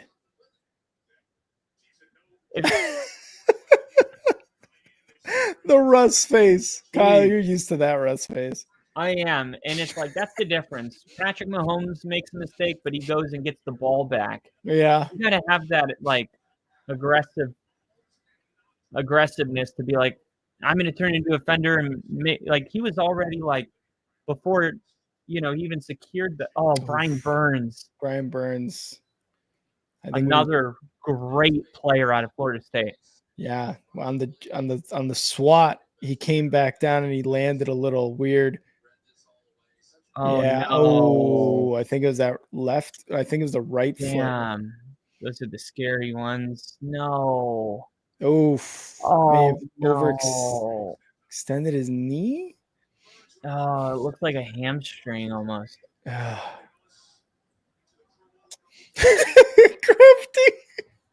These teams are like opposing cheeks on the same ass. I don't even know what that means. This is such a good comment. The Giants and Chiefs are like opposing cheeks on the same ass. Just ass on this. Crafty, God, comment of the day. No, that's easily comment of the day. That was too good. That was too good. Oh, look at that! He's walking. All right, love to see it. Love to see it, dude. He looks like a beast. Look at him next to the team doctor or whatever. Jesus, dude. I wish I could just be like huge, 6'5", built, 230, athletic. You know why we don't though? Is because I believe that our egos would be too big. So that's true. We would be way too confidence. They don't get yeah. And Kelsey first down. That's actually what Odell Beckham said on the Bill Maher podcast, Club Random. He was like, "Yeah, if God made me 6'4", He knows my ego would just be, I would be through the roof. It wouldn't be good for me." I'm like, Bill Maher was like, "Dude, you're talking like you're like 5'10". You're talking like you're a regular sized human being. You're not." But you can tell, like, there's definitely been some girls in his life that have been like, "Shit, you ain't shit. You're 6'2". Because like he was so like insecure about his height, and I'm like, dude, you're 6'2". Yeah, try being 5'8". All right, then talk to me about wanting to be 6'4". You're not 5'8". I'm 5'8". No, you're not. Yeah, I wish I was 5'9". You're 5'10". I wish I was 5'10". I wish more that I was 5'9", because then I'd be exactly 69 inches tall. That is pretty cool. That would be sick. That would be sick. I thought, yeah. Wait a minute. I thought because you're 6. You're 6 feet. Because I thought I was 69 inches. No, 5'9" is 69. 12 inches in a foot. 12 times 5 is 60. So no, it's 9. It's 55. All right, welcome to the only math podcast where we are going to explain math to Kyle. I know my sevens. I go by sevens. Oh man. All right. So 3rd and 1 for the Chiefs now. This has been the longest final minute of the first half. It really has. It really has. There's been 4 possession changes in the final 2 minutes. This is just, oh God. The wiener? Yeah, the 9-incher. Yeah, I want that. Get out of here, Terry. No one gives a shit. All you do is come in here and you reinforce whatever bad call the ref made. Yeah. Like, You're always like, honestly, no. at first when I saw it, I thought it was this, but then the ref said it was that, and I see it. Yeah, yeah. And then next week, same call's gonna happen. Ref ain't gonna call, and he's gonna be like, "No, I agree with the ref for not calling it there." It's like, fuck, Terry, get out of my screen. How much money did they pay you for this? Yeah, exactly. They're like, hey, with betting and everything, we really need a professional to have our back. There's a lot of people thinking these games are rigged. By the way, I don't think games are rigged. I guess the internet always tries to make me seem like I'm such a fool for not believing that all the players are in on it. I get it. I'm like, dude, do I think like at the end of the day, maybe there's like a evil ref out there, but most of these refs are like deeply vetted. Yeah, Mahomes rolling right, trying to make a move, and is unable to get a pass off with the pressure. I walked out of the Broncos game with a ref. I was walking to my car, and he was a ref, and I asked him, I was like, do you think like, and it was off the record. I was like, just curious. And he was like, I can tell you for 100% fact that whenever you see a game and there's just like a blatant missed call, he's like, nobody wants to be that ref. Yeah. Yeah. Oh, I bet. Him. I bet. Rams Saints that just missed pass interference call. Yeah. And Mahomes going deep over the middle. Broken up. Tyler Newman. Adebo. Wow. Mahomes has always got his arm at 90 degrees. Wow. Great pass break up there. And you had, who is that, Abdul Carter? No, Thibodeau. Yeah, Thibodeau trying to get the sack there like, too. I'm on defense. I can't get it. 3rd and 10. Mahomes needs a touchdown. I can feel it. 42-yarder for a first down, and it's going to be a false start. That's a false start over the middle, and it's going to be incomplete. Oh, my God. This is your guy that – Juju. This is the guy that you were like, yeah, he could be our number 2. Yep. Like, yeah. Get Mahomes some real weapons. I don't care. I actually don't. Illegal contact on the defense, but they're not going to call a false start? This is crazy. I saw the worst delay a game in the Eagles game I've seen in years. Look at this. That's a false start. What is going on? How does that not get seen by the refs, but we see it? Back to pass. Mahomes 1st and 10 off that illegal touching or whatever you want to call it. Rolling always right. Results in a touchdown. And he's got some room. Going deep, left side of the field, over the middle, actually. Incomplete. That's pass interference. Pass interference. You moron. How do you make that mistake? Oh my God. How do you make that? Did you see Mahomes just tell Andy Reid, hold on. I got this. Oh my God. Giants. Yeah, after you missed a false start.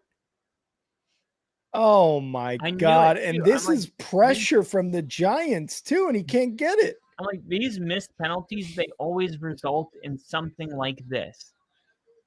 He's like, go. Man, Mahomes missed. Mahomes doesn't have the arm, dude. No. That was all he got. Yep. Allen throws a touchdown right there. Oh, 100%. Mahomes rolling right, looking, throws right, incomplete. 4 seconds left, and they're going to go for the field goal here. Yeah, I think that's what it was. If Mahomes didn't see an open guy, he's just going to throw it away. Why does he look like Butker? Oh, that is Butker. Oh, I was thinking of. Oh, you say Mahomes? No, Butker. I thought I thought that guy looked like Butker, but it was Bud. but it was Butker. No, I was thinking of the Tucker. Oh, Tucker. Tucker's Yeah. gone. All right, here we go. Right down the middle, 28-yard field goal. Snap, hold, kick is good, and the Kansas City Chiefs go up 9. Oh my God, is to that how they're 6. gonna win? This is That's exactly wild. the deja vu I just had. Snap, hold, kick, and the Chiefs win. Yeah. 96 points in the first half. God. Let's look at some team stats here. Yeah. Total yards. Total see really yards. Yeah, 125 for the Chiefs, 115 for the Giants. This is off of 13. Sorry. Where's the passing? Rushing, 76 for the Giants, 48 for the Chiefs. Passing, 39 for the Giants, 77 yards for the Chiefs. Man. Oh my God. Kelsey, again, they're showing the clip where he's talking shit to Andy Reid. Andy said, hey, we need some juice, kind of downplaying that whole thing. We need some juice. So, you know, the sideline reporter asked what happened there. He said, hey, we need some juice. We need that. Kelsey, I feel like, is taking out his lack of production, frustration out on Andy Reid, and I don't know if that's going to help him out, because the best way to do that is to just catch the ball, get all the yards you can, score a touchdown, not cry to your head coach. Kyle disappeared just like this game's sanity. Yeah, he absolutely did. Oh, God. This game for Sunday Night Football, this is bad. This is kind of bad so far. This is not bueno. 100. All right, guys, 9-6 games so far. Not really sure what to say other than very lackluster. The Giants are the only team to score a touchdown after Scatabo ran it up the middle. They get the blocked extra point, and the Chiefs have just, gotten the lead just off of field goals. This is a pretty lackluster, boring Sunday Night Football game, but you know what? That's why the Only Football Podcast is here, to make it exciting. Crafty, this these teams are like opposing cheeks on the same mess. I'm not getting over that comment. That's the best comment of the stream, unless you could come up with something better, Crafty, but that was just great. Again, really not much to say. Russell Wilson playing like the Russ we all know and love. Mahomes able to get out of some pressure moments. And you just saw there, on that last play that got them inside the red zone, getting away from pressure, being able to get that call. Of course, the refs, in my opinion, missed a very obvious false start penalty on the play prior to that. So I don't know. I don't know what's going on there, but regardless, the Chiefs get into the red zone, unable to convert it into a touchdown. So they settle for a field goal, but they have the lead 9-6. They've got the lead. Fun stuff in this game. One of these teams come away with a win. But after this first half, I don't think either of them deserve it. If we're being honest, neither of these teams deserve a win with that first half of play. We'll see if the second half becomes any more exciting in this Giants-Chiefs game. But both of these, God, you saw last week what the Giants did, and you were hoping, hey, against the Chiefs, maybe you can kind of replicate that. And instead, it's just been absolutely nothing offensively for the Giants. Other than that Scatabo touchdown, like, it hasn't really been much. And that was after a punt that resulted in a penalty too. So not good. NFL should force both teams to default. The best way this game could end is a tie. Could you imagine this game ends in a tie? Like, how amazing would that be? All right, I'm all caught up now. I want to need the reaction to my last super chat. Which one was it? I'm deaf. I need a chart. Oh, is that the one, Lily? I'm deaf. I need a chart. Thank you guys for the super chat so far. You know what we're doing here, so appreciate that. Appreciate all that so far. I'm gonna go do some. I'm gonna take a quick second here. Go put some laundry into the dryer. Be right back, guys.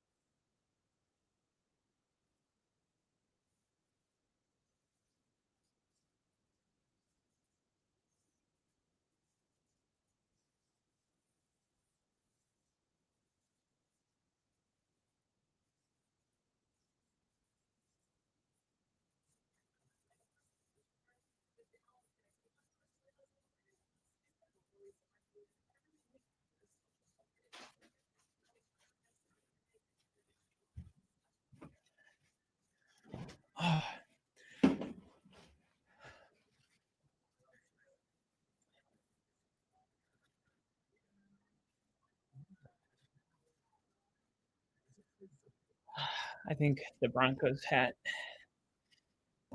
doesn't deserve me today. After what they've done.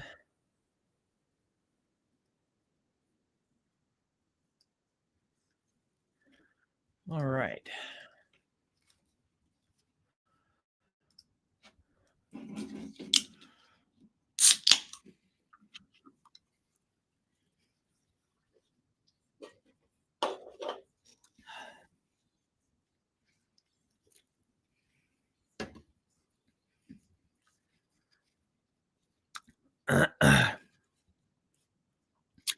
What grade would you give Bo Nix for his performance today against the Chargers? Anyone saying B or higher needs glasses. Anyone saying D or F haven't seen bad quarterback. The correct answer is C or C minus. C, he didn't lose the game. He didn't win it either. Yet another dog shit quarterback.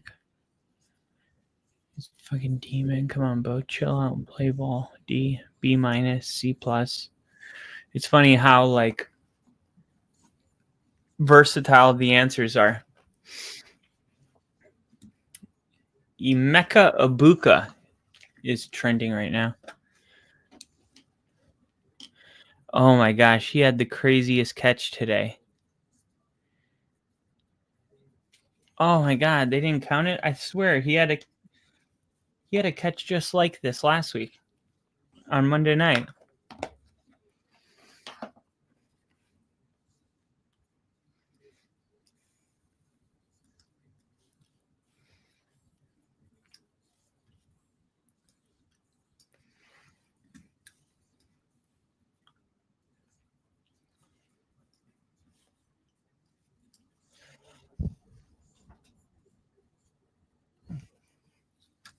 Waiting all day for Sunday night.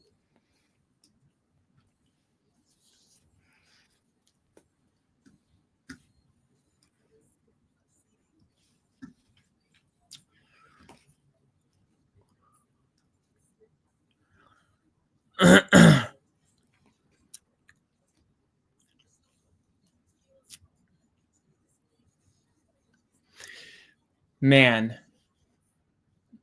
whenever Rick gets back in here, I have a really great example. Let's raid somebody. You guys want to raid somebody?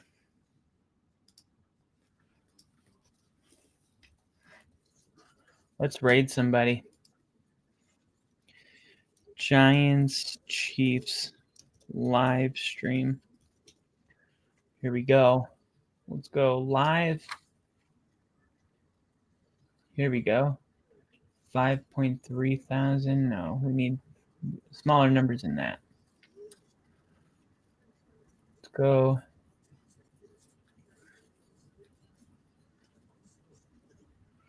$102. 21. Here we go. 243.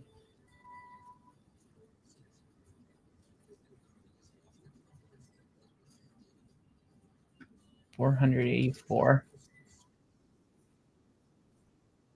Here we go.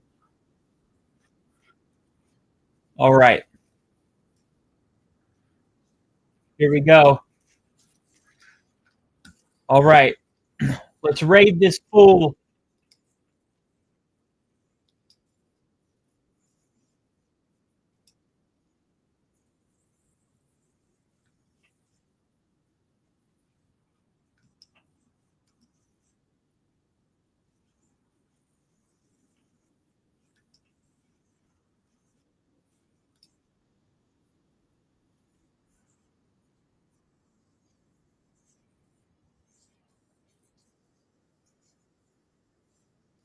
Here we go. Hell yeah.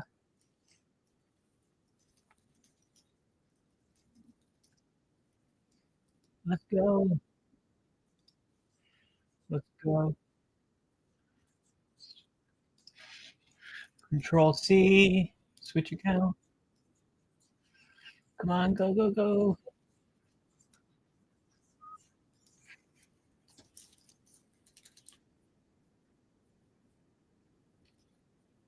No way. We rated first. I rated right after you.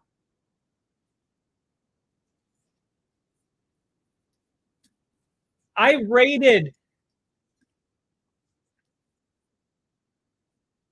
Dude. Ginger. Dang it. I'm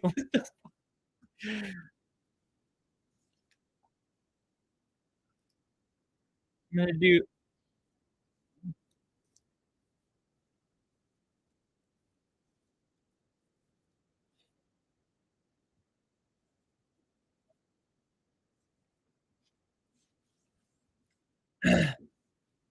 $1,000 Gracies. He's got 3. Dang, he clicked mine for 1 second.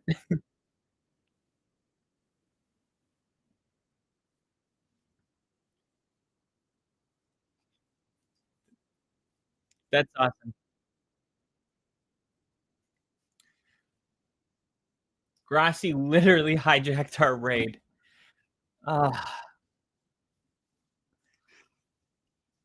We were first. We were first.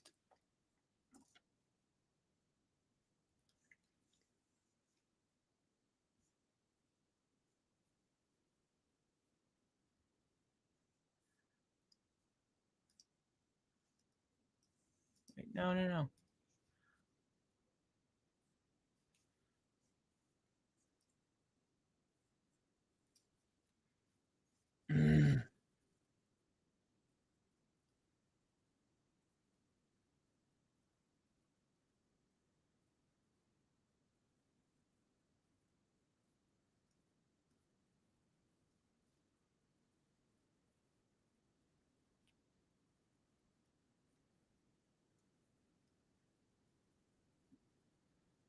Boom.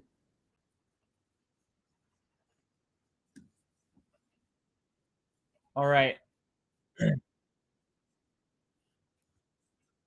I commented under the Only Football podcast. I said, I said, love the channel. We all subbed.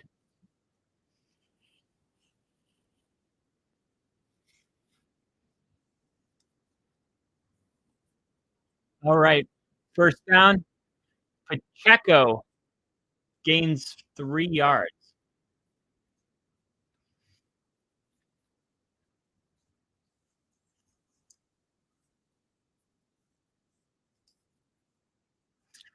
All right. Here's what you guys do.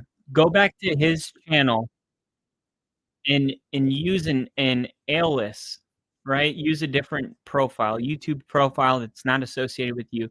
Take our link, put it in there, and say, okay, guys, we're going to raid this channel. And they'll think that it came from him. And then they'll raid us. What do you guys think? We've been stuck at 798 for days. I'm getting desperate. We had 7,000 views the last 2 days, and I didn't get a single sub out of them. People just aren't subbing like they used to. Here we go. 1st and 10. Mahomes under center. Kermit the Frog. What does he got? Ball. Handoff.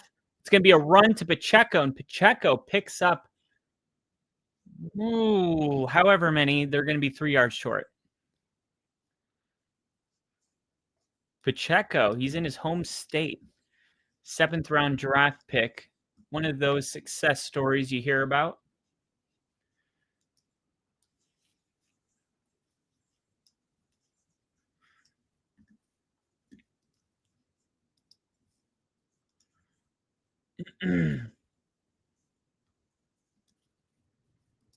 All right.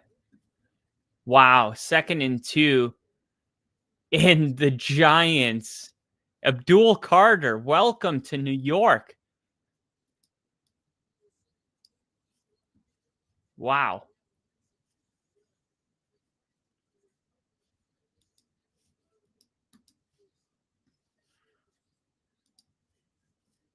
All right, here we go. 3rd down. Mahomes looking.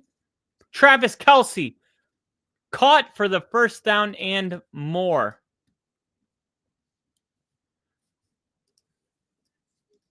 And Jen just said, do it. I can't do it. I have a reputation. I can't do it. They'll crush me.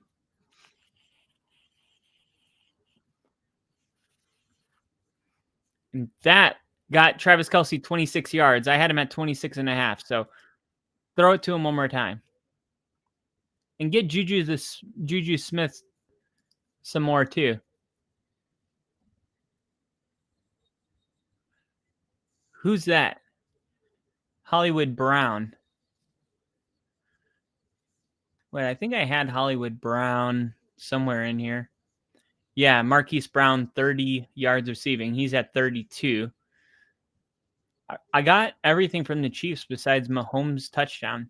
I just felt like this was going to be the kind of game where Mahomes was going to run it in himself. Just a gritty type of, let me pull up my sleeves and do it myself. I'm thinking like a fake pitch, and then Mahomes kind of turns around the other way. And, oh, man, that's a shame because he had 2 blockers. If he would have been able to get past that one player, is it Tyler Nubin, the safety? They had 2 blockers downfield. Here's Abdul Carter taking on Juwan Taylor.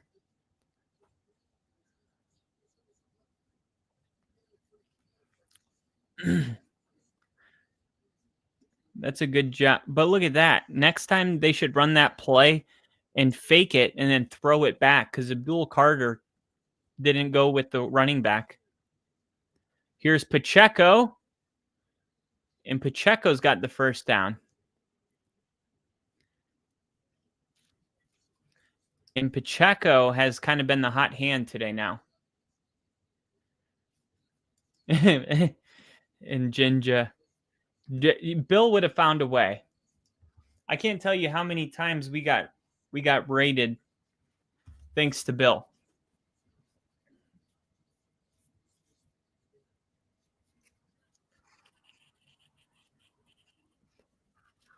That looked like a false start.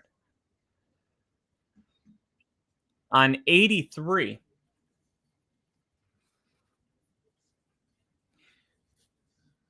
I don't know if I've been rated since I had my American flag in the background.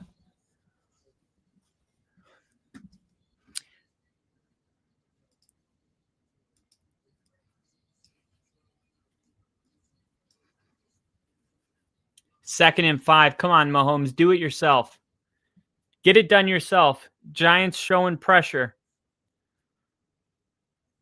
4 people on the line. They're going to bring 5. Quick throw. Juju Smith-Schuster. He's going to pick up maybe 4.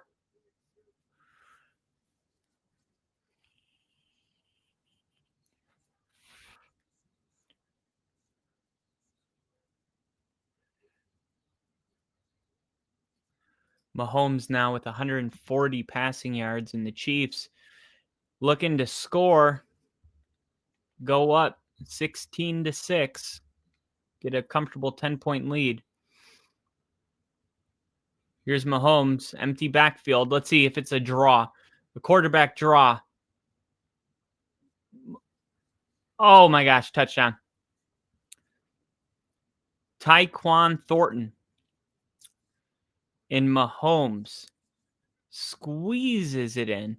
Barely.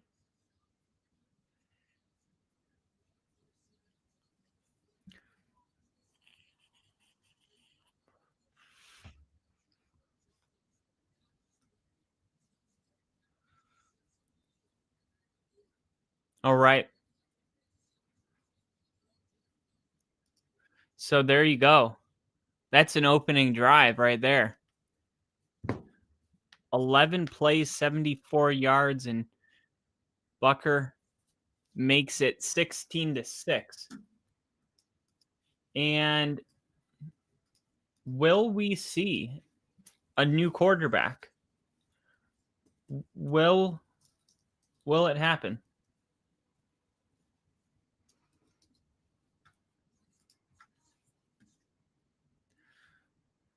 This score looks kind of weird, doesn't it?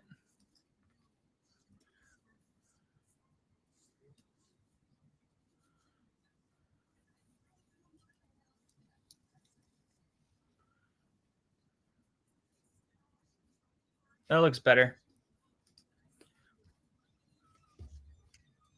Still looks kind of weird.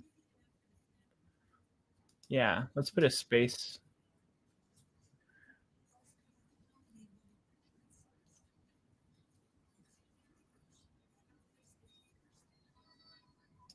Let's do it this way.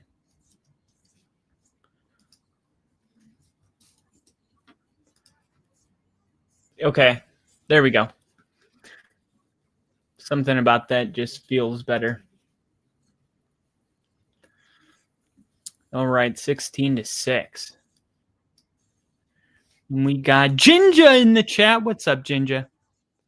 All right. I'm gonna put, let me find our stream.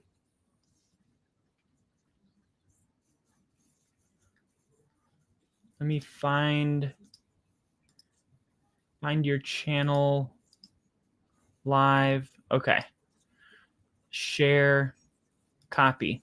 All right. Now I'm going to go to Twitter and find, let's see. Let me find the latest here. What's the most popular thing trending right now? Let's see. Search trending. Football is for food. Chiefs trending. What is the top Chiefs post right now? 58 minutes, 13 minutes. Let me go to latest. The fact that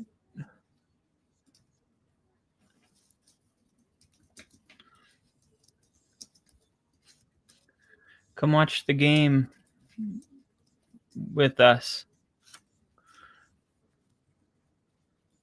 All right.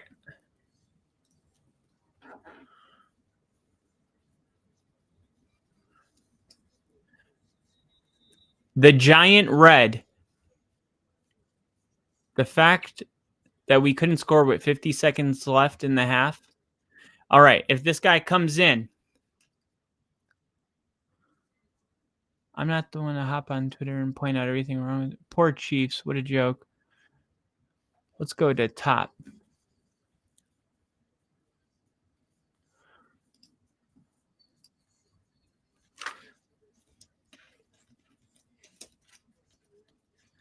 Watch the game with us.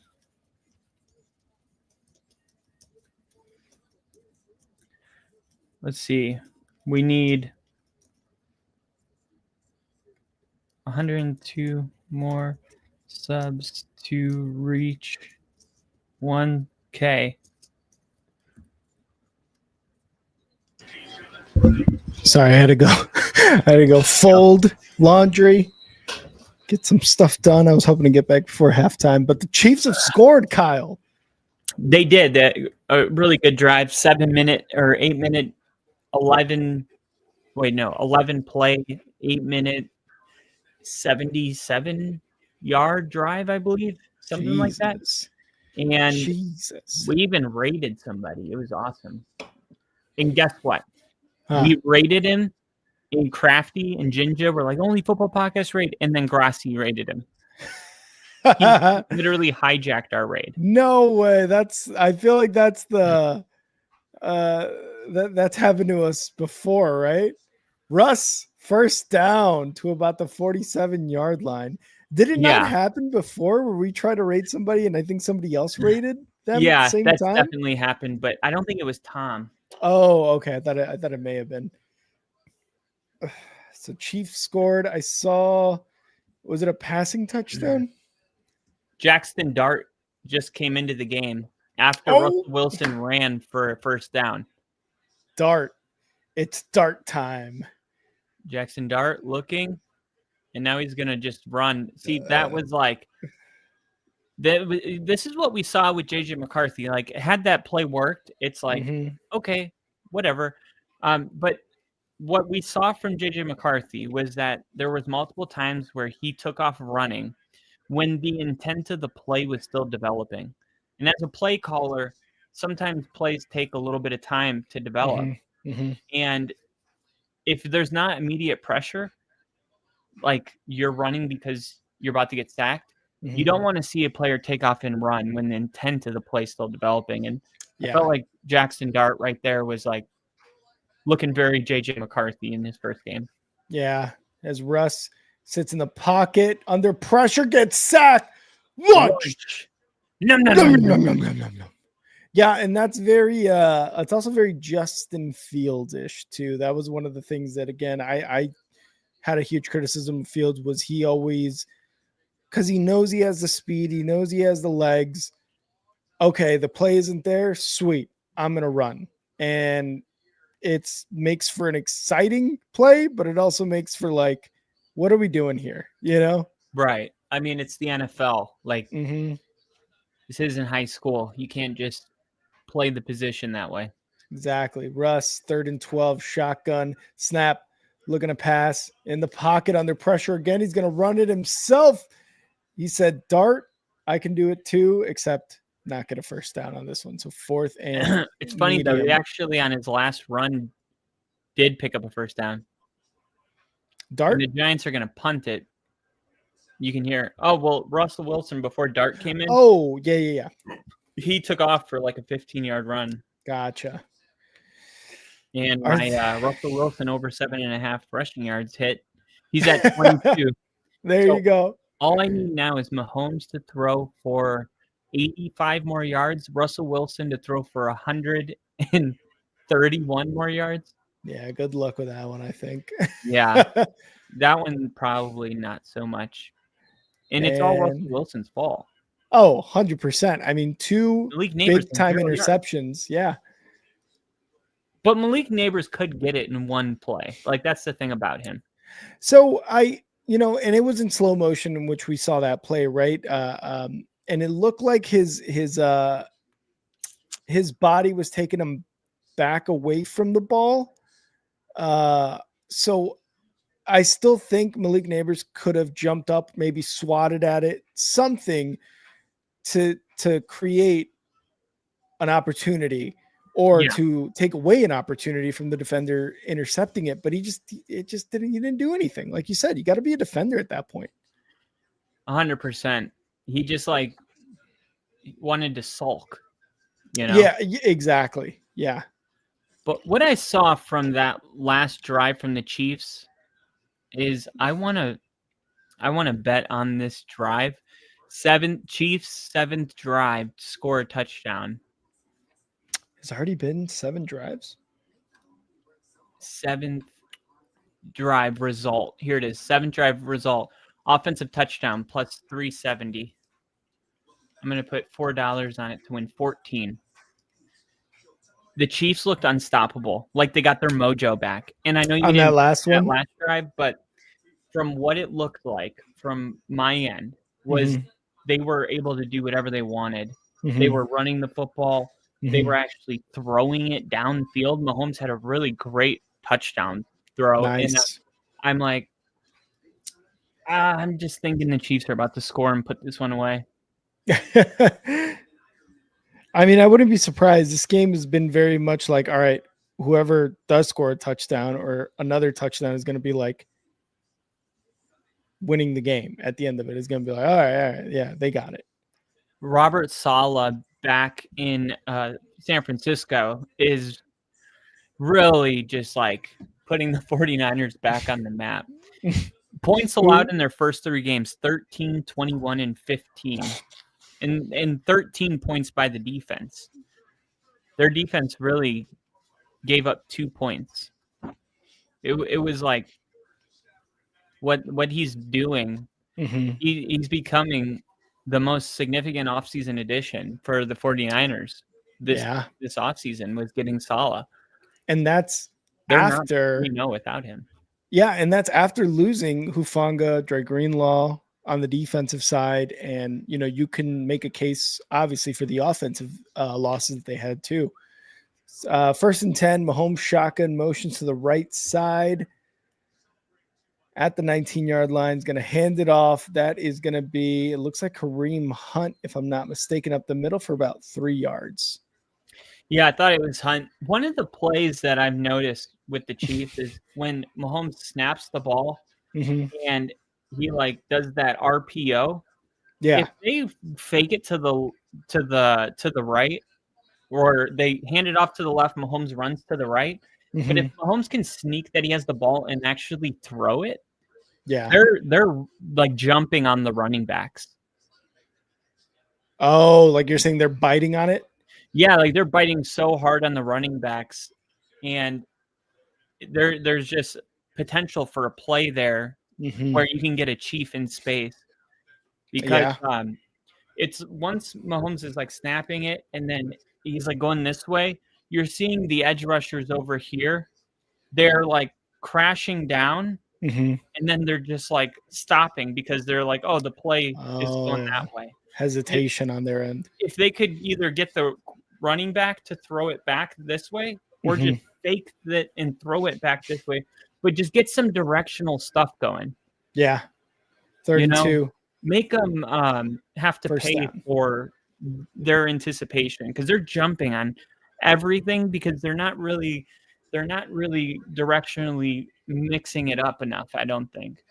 I see what you're saying. As Mahomes throws a first down pass to Noah Gray into about the 32-yard line there on that first down.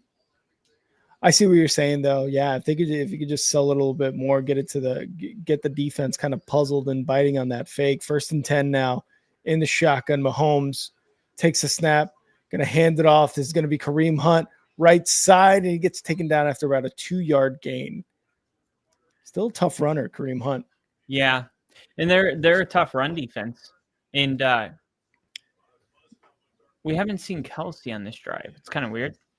Yeah, was he pretty prominent in that last drive where they scored? Oh, okay, he was. Yeah, because I was saying when they showed his little argument with Andy Reid, I was like, the best way to get past this dude is to just catch the ball and get yards after. Like, Just score a touchdown, something.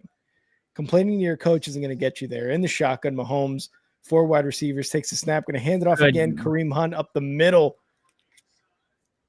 And he gets close to a first down there. P for a D. D for P. All right.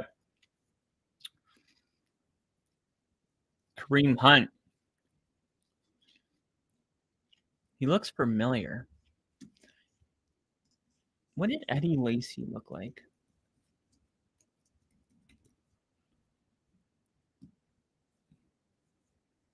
Kind of looks like Eddie Lacy. And here's a throw. Oh, my God. That was a touchdown. That was an easy touchdown.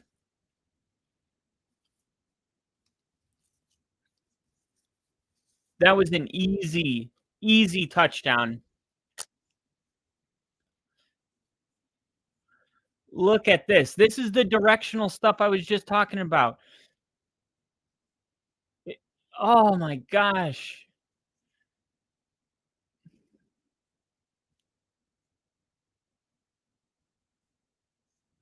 Giants end up calling a timeout here.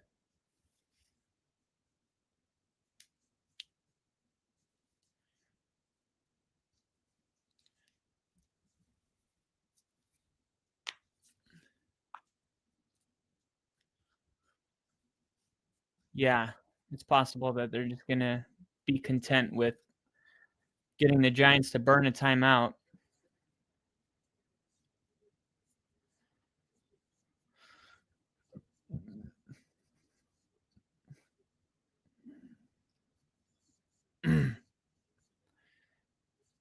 Man, I can't even regret my my bet on the Chiefs scoring a touchdown on that drive. It was a wide open touchdown. I can't believe Mahomes missed that throw.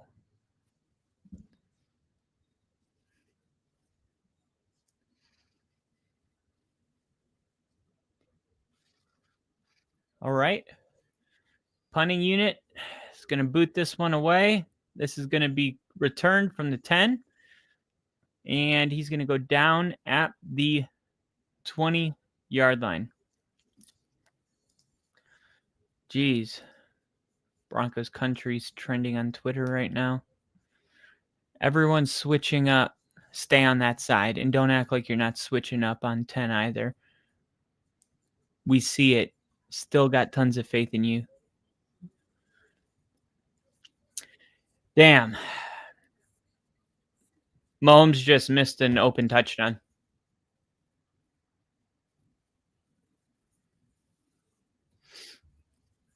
I can't hear you, buddy. Sorry, I had my mic muted.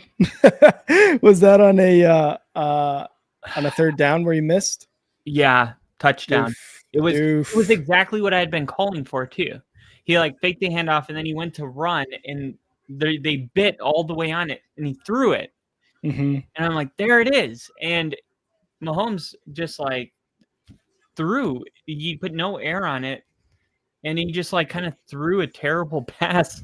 And he was right when he let it go, he was like, what did I do? Yeah. And I'm like, oh my God. Oh God.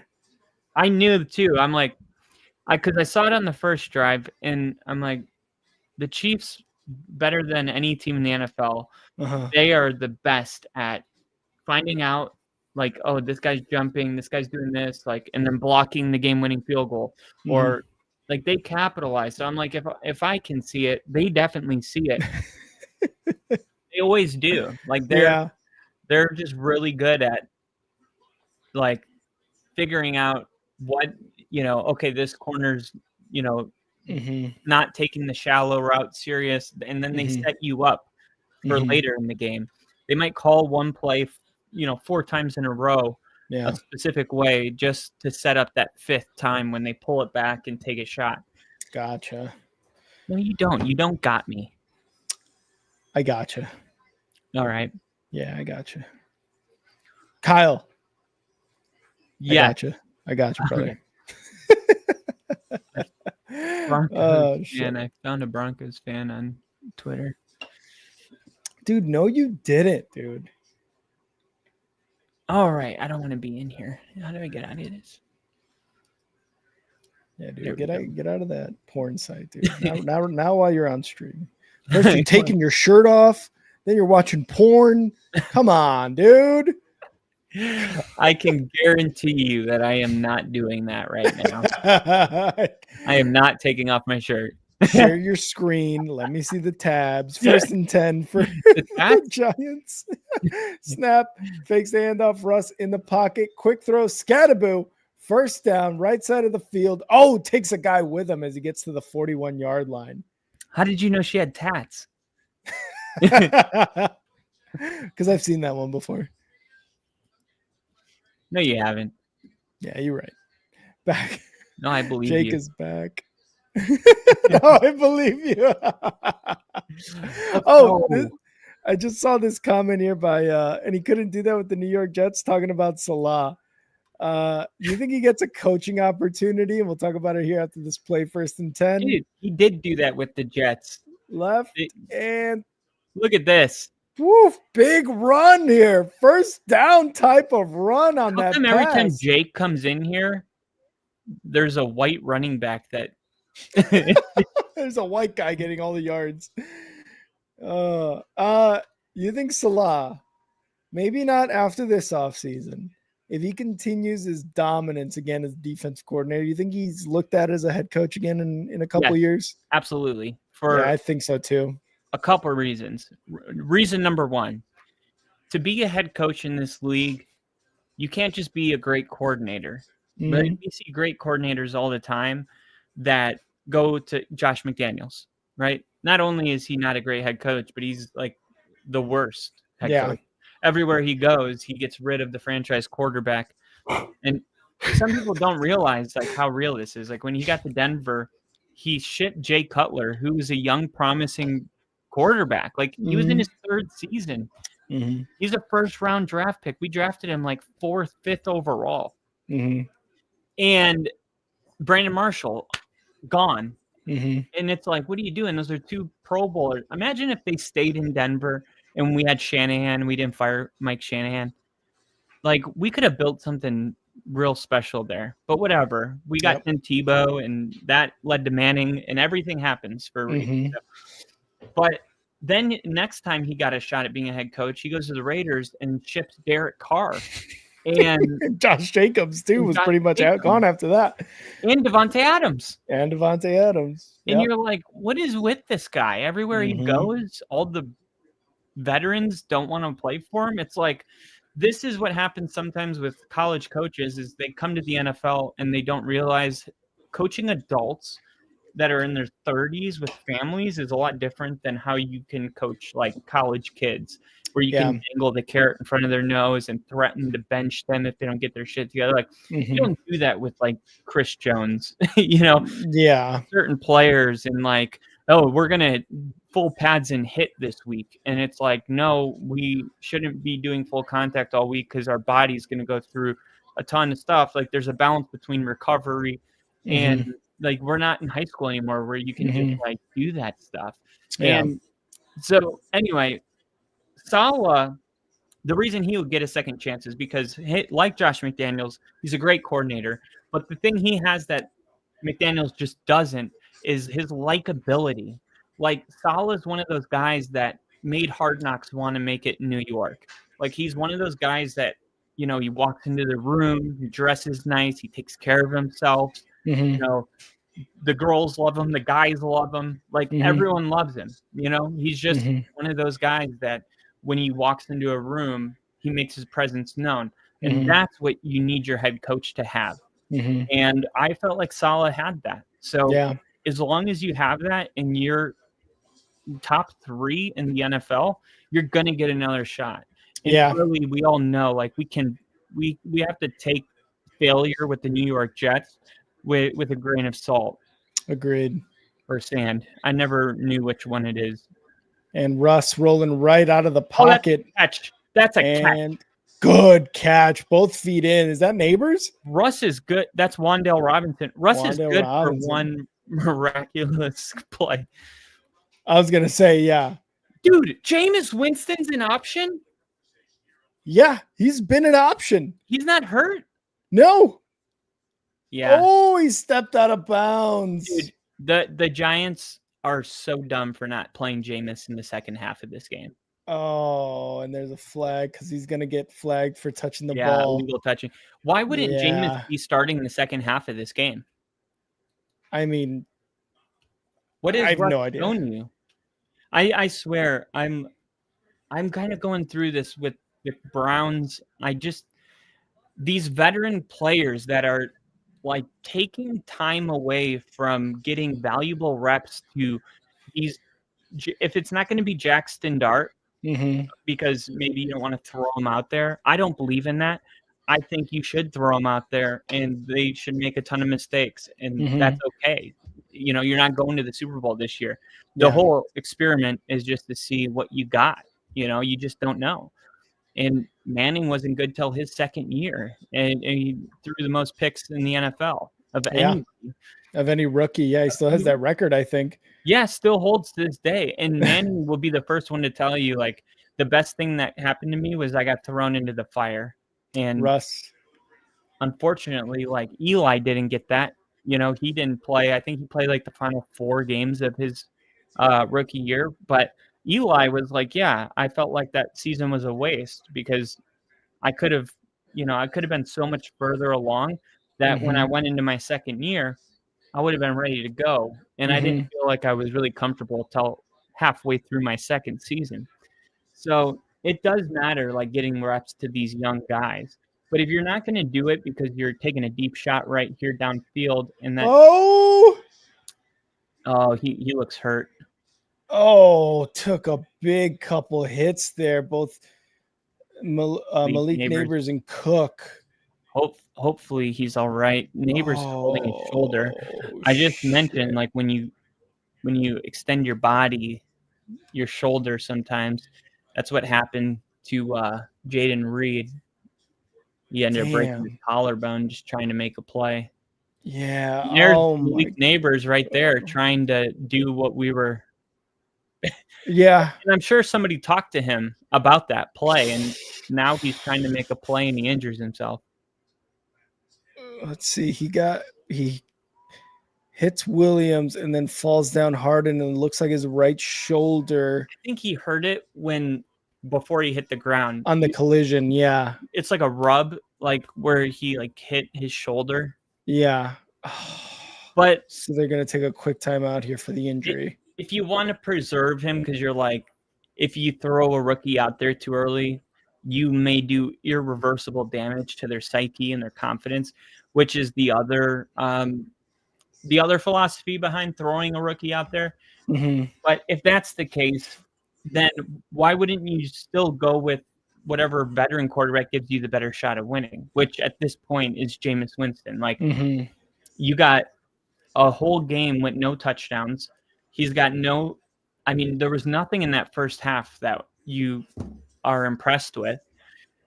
And no, not at all. These coaches I don't understand. It's like, if I was coaching for my job, I would want the front office to be like, at least he's trying to win. But I think what they think is, if I put another quarterback out there, it's going to look like I don't know what the hell I'm doing, you know? Like, and I made the wrong decision or something. And you could also make an argument, the Jackson Dart argument instead of Russ, because one of the better examples you could look at, and really the best example you can look at in terms of sitting your quarterback, your young quarterback, is Jordan Love. Favre to Rodgers to Love. Yeah, but that only works if you have an elite quarterback in front of you. Exactly. I agree. I agree, but I guess in this case with Russ, he just hasn't been good the last few seasons. At least Rodgers, throughout most, if not all, of his Packers tenure, and the same with Favre, has been a success. Like, whether that's 1 or 2 losing seasons in a 12, 13-year span, you're looking at an 85% successful quarterback. And in Jordan Love's case, in Aaron Rodgers' case, you sit back and you learn and you get those preseason game snaps and reps, and maybe you come in every once in a while for, blowouts or whatever, and you get some meaningful snaps. But no, Aaron Rodgers never had a losing regular season record with the Packers. He finished his tenure with the team with an overall record of 150 wins to 79 losses. Trash. And then with Jackson Dart, he doesn't really get the benefit of like you said, an elite quarterback, because Russ has not been elite for more than probably 6 years, probably even more. He's never been the real definition of elite. Yeah, and there was a time there when everybody was like, wow, Russ is just getting passed on for MVP, passed on for Offensive Player of the Year, things like that. And then when you let him cook, he's not cooking. He's cooking spaghetti water. Better than anybody. Yeah. 4th and 6, they're going for it at the 45-yard line of the Chiefs. Russ in shotgun takes a snap. Oh, my God. Quick. And he gets the first down. Oh, is that a fumble? Or is he down by contact? He was up and he fumbled. And that's how I see it. Now, flag. Maybe we can go back and look in slow motion and they'll rule him down by contact. But from the naked eye, he got up untouched and then fumbled the ball. Yeah, I honestly thought he got tackled on the pass and he may have been touched. But yeah, the refs are saying that it is a fumble right now, but there's a flag, so we'll see what this flag is. Where'd Morty go? Pass interference on the defense. Oh my God, automatic first down on Trent McDuffie. A lifesaver. Wow. Man, that is a lifesaver. And look he got up untouched. Oh yeah. And fumbled. That was 100% a live ball. Yeah, and they didn't even call it that on the field. Yeah, and McDuffie was trying to make up for it. I think he's like, I think I know I'm going to get called for something. Let me try to fumble the ball real quick. Wow, 7 penalties for 70 yards on the Chiefs. Yeah. 1st and 10. Shotgun for Russ. Taking a shot here. Snap. Nope. Looking to pass. Looking. And dumps it off. Scatterboo.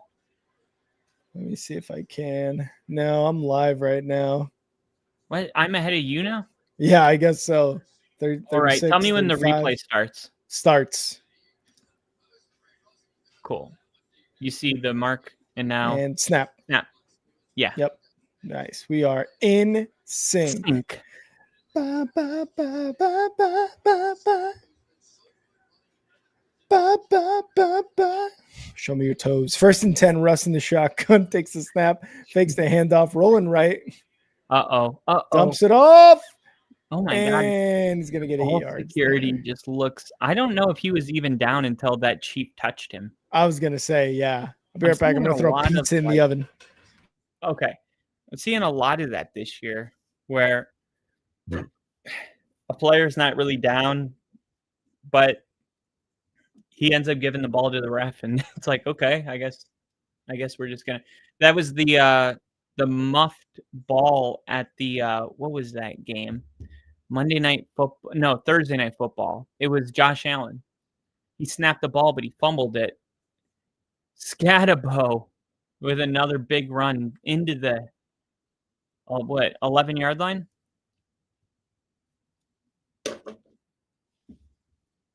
Ugh. You're in Broncos country, baby.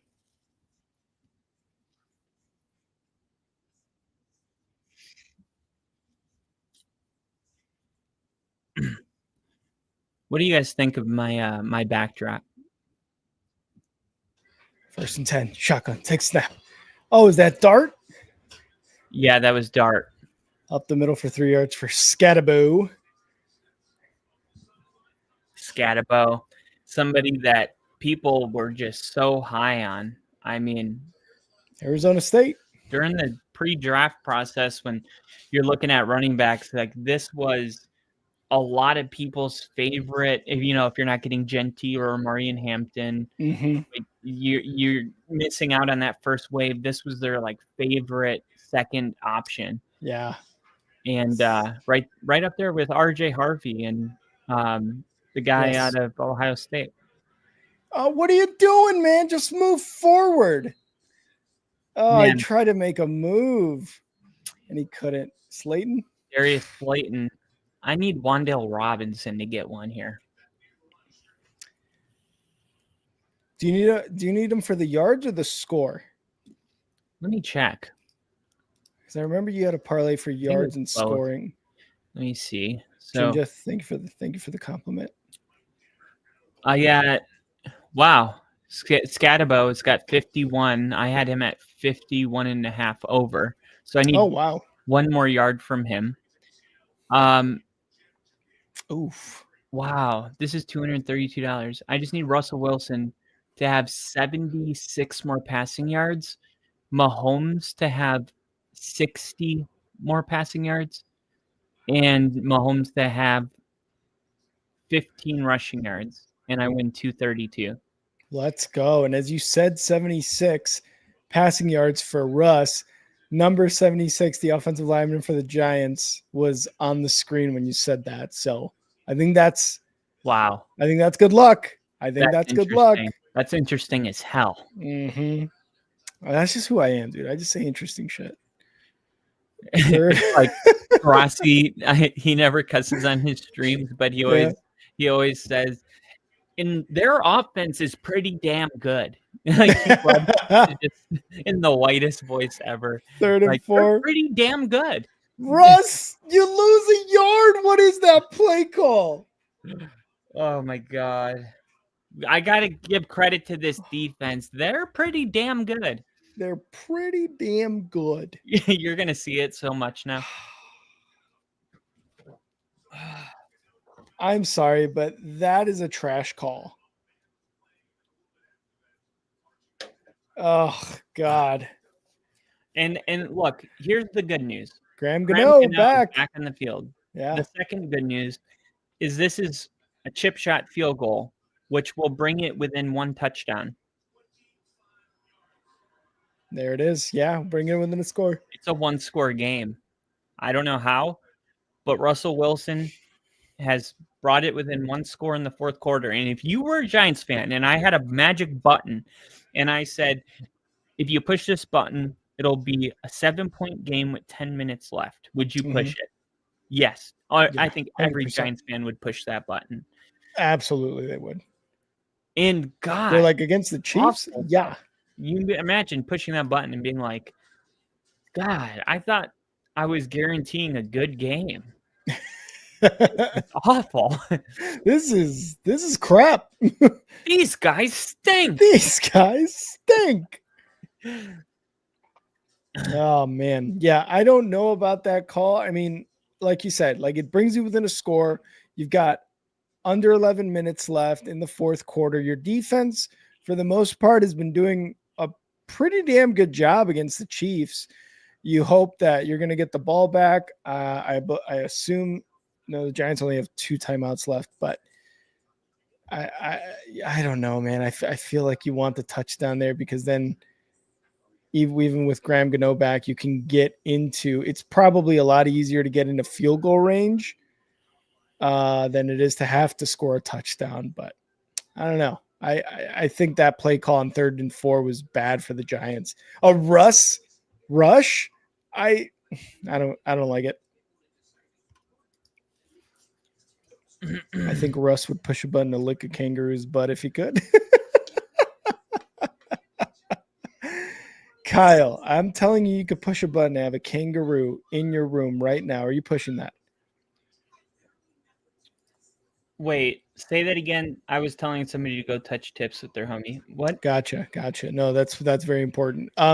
You have a button right in front of you. Yes. You push that button. Uh-huh. And there's a kangaroo that magically appears in your room. Are you pushing that button? Absolutely not. Not Australian. But in its pocket, in its sack, is $10,000. No, because the juice not worth the squeeze there? No, because I feel like that is I feel like that situation is just way more dangerous for me. And what good is $10,000 if I'm dead? Now, if I was out in the wild, I would feel a lot better about it. But you don't know how small the room I'm in is. Okay, you're basically putting me in a closet with a kangaroo, with just enough room for the kangaroo to have an advantage. At least if it was a tight closet, like, maybe I could just Yeah. headlock Yep. it. Strangle it. Yep. This room is just big enough to where the kangaroo could have enough space to really get me. Yep. And also, it's not big enough for me to run away. I love the honesty. Chiefs take the kickback to about the 23-yard line. That's fair because, like you said, if I was in an actual closet, at least I'd have an opportunity to just choke him out. You Right. know? That's fair. And, That's fair. I could shoot it and tell people that the kangaroo robbed me, and they would be like, prove it. And I'd be There like, you go. Here's my 10K. $10,000. Covered in blood, covered But- in kangaroo blood. Then everyone else would be like, we know you don't have 10 grand in cash laying around. You're lying. You're like, but you see the cash. I'm just saying, it's But, true. like, what's the alternative? The kangaroo had $10,000. Come on, You're crazy, bro. You're And crazy. you don't know that. As you're hiding the button behind your computer screen. What is that? Second and Don't six. push it. Not again. Second and 6 for the That was Chiefs my after brother, that asshole. rush. Oh God, Chiefs and Mahomes in the shotgun. Trips right, takes the snap, fakes the handoff to Pacheco. Under pressure immediately, he's going to throw the ball out of bounds. Gray was in the immediate area, and Mahomes gets knocked Look down. at that little help from the ref, as always. Oh yeah, he's What got is to. why doesn't Mahomes run anymore? Am I the only one noticing that Mahomes used to, like, every 3 first downs, it was him picking it up, I like agree. doing like weird acrobatic stuff, like, I I'm not think I think like Kelsey, he's older and tired. I think he's older and tired, and he's just like, screw that. Third Look and at this. 6. Look how deep they're playing. Yeah, see the coach? He's like, get up. Yeah, and they moved up. Mahomes over the left side, caught. Get Oh my God! First down to the 49-yard line. I continue seeing, look, that Mm. the fact that the defense it's a secondary issue with the Giants. I mean, Yeah, Colin, they never showed the angle I need, but look, he was playing so deep, and I'm like, dude, Mahomes is gonna just snap the ball and throw it immediately. and And get that first. yeah, fortunately, the coach was like, get up, get up. Like, what are you doing? Why are you giving him 15 yards of fluff? And still, quick throw to the right side to his running back for Mahomes. Gets about 8 yards on that screen to Smith. Second and 8 I'm upcoming. actually proud of the Chiefs sideline for not asking for a flag on that. Come on, ref. Come on, Come look at that. on. What's We going on with paid you. Kelsey?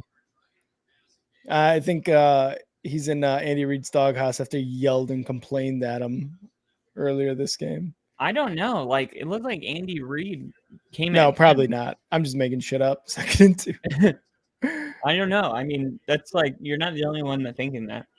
Mahomes right side caught. That's Hollywood Brown for the first down. Hands it to the Giants defender. There we go. Hollywood Brown. All right. I just need Mahomes to have 21 more passing yards. Oh, and, he should get it. And we need 76 from Russ. Yeah, and I need Mahomes to run for 12 more yards. First and 10. There's Kelsey on the right side, under center. Mahomes takes a snap, hands it off. Pacheco, right side, gets met at the line of scrimmage. Goes nowhere. Okereke. Okereke, Brian Burns, Thibodeau, and Penn State. Come on, you got it. Abdul Carter. There we go. That's insane. Just this is going to be a hard run, and I'm telling you, Nubin's going to take that next step. This Giants defense, if they can stick together, they're going to be a top 5 defense next year. Going deep, left side wide open, caught, and that's probably a touchdown for Thornton. We'll see where they spot it. Touchdown. I think he's down on the 1. I don't think it's a touchdown. And they're gonna obviously look at this and where he caught it, and if he slid across the goal line before he got touched.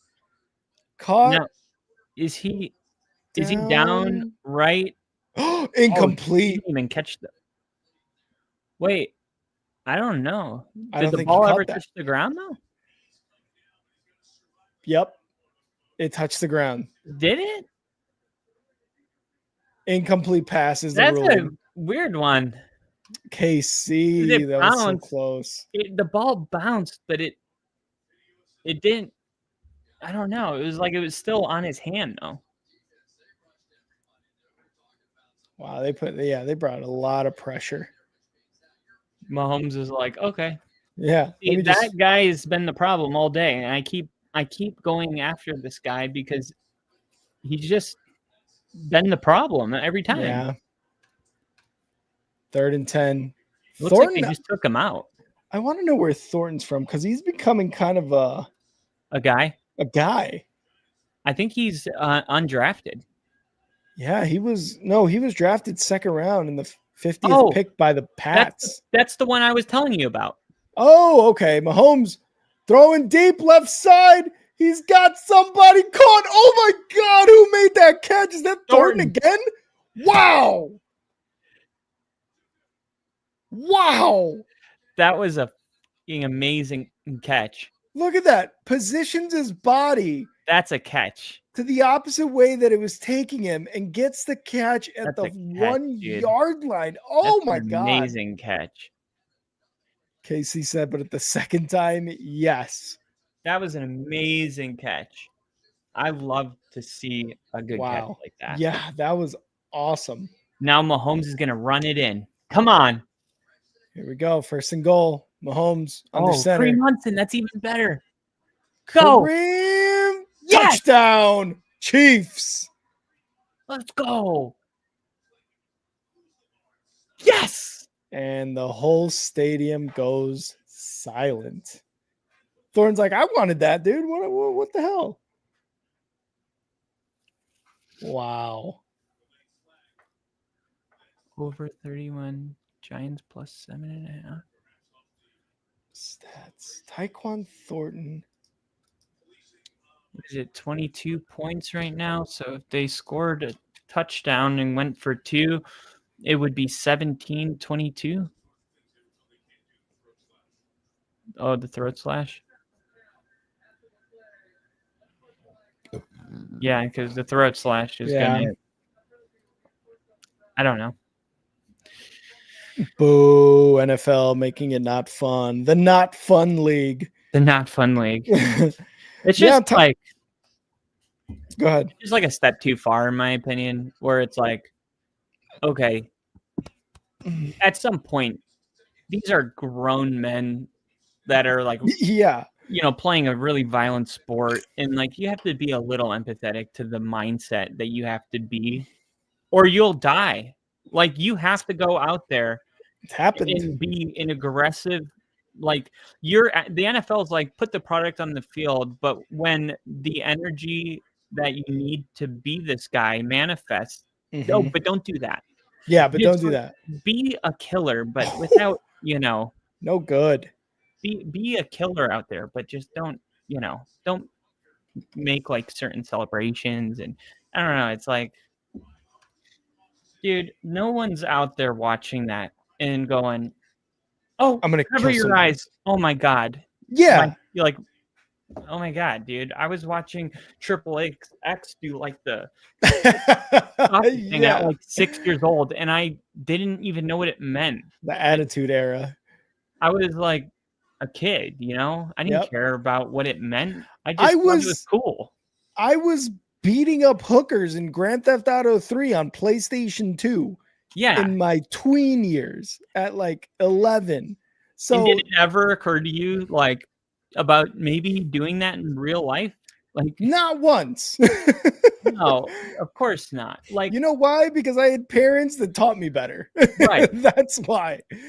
Yeah. I mean, I think there's a lot of that, like, where it's like the blame is not so much the product, but if one person like sees that and does something and they say the They NFL blame it. taught it to me, like Yep. it's just big business. They're just trying to, Yep. everything they do is trying to protect themselves. Like, Or when they would be like video games.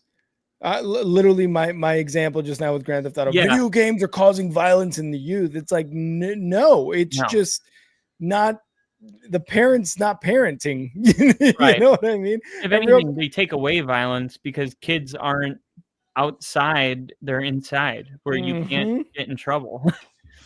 Get the community stronger. I wanted to say this about Tyquan Thornton. In 3 years in New England, 22, 13, so that's 35, 39 receptions, I'm going to say less than 500 yards, 2 touchdowns. Yeah. So far with Kansas City, 4 receptions, over 100 yards, and 1 touchdown. So, and KC just said it, right? Like how you say that every fan is paying attention to their team from the minute they get the player through training camp, preseason, all the way to the regular season. He said Thornton has been shown out in camp, 2nd round pick by the Patriots, and they cut him after a year or so. It was about 3 years technically, and really limited amount of exposure in that offense. So, Yeah. and look at him right now. I mean, this is a guy who is in his 4th year in the NFL and shows body control like that. 2 plays in a row. It's just early to get rid of a player. Like we 100%. saw the Chargers, and this was one of the things too when I made that special video about the Chiefs receivers, and when I clicked on him, he was the one receiver, because at this point I was going like line by line, and I'm like, oh my God, what a joke, what a joke, what a joke, what a joke. And then I get to this guy, and I'm like, 50th overall. Yeah. And I'm like, wait, what is this guy doing here? I'm like, it's weird because I guess Jalen Hyatt will probably be in a similar situation next year, but it's unusual that you would draft somebody that high and then you would like get rid of them. I mean, even look at Quentin Johnston from the Chargers. Yep. Right? Yep. He was a 1st round draft pick, I think pick 30 or 31. And he's in his 3rd year, and he's just now starting to actually get going. Yeah. So like these things, take time, and it's like you already have him under rookie contract. Usually you would want to keep him at least long enough to be like, he played out his rookie contract, he never developed. And I always say Garrett Bowles, we didn't pick up his 5th year option. He was not good enough. He was terrible. He's the worst starting tackle in the league. In his 4th year, he was a top 5 tackle. He broke out. It was like one of the best success stories. We were all happy for him, And Scatterbo 1st down on that reception. I couldn't agree more, man. There's sometimes sack, lunch, yum, yum, yum, yum, yum, on Russ there by Karlaftis. Thornton going, hey, maybe we should have kept that guy. And instead you bring in a pretty much washed Stephon Diggs to replace him almost. And it's like, yeah, I can kind of understand a new regime coming in, probably like asking other people about this player instead of doing their own, relationship building. Like, oh yeah, he doesn't come to practice, he doesn't do that, whatever. Yeah. And he's like, okay, we don't want him. But it's like, Vrabel's watching this right now going, he was on our team. Yeah, exactly. This guy could possibly be helping Drake May flourish on a pass there, and it's going to go for about 5 yards or so. I thought you guys said this guy sucks. This guy stinks. E-dub. I'm not surprised at this game, LOL. Yeah, unfortunately, I don't think a lot of people are either. I think the most surprising part is the lack of scoring in the first half. I don't even think, I'm not just saying this, but when I say this is exactly how I had the game going, this is exactly how I had the game. Like, I had the Chiefs winning this. I had them covering the spread.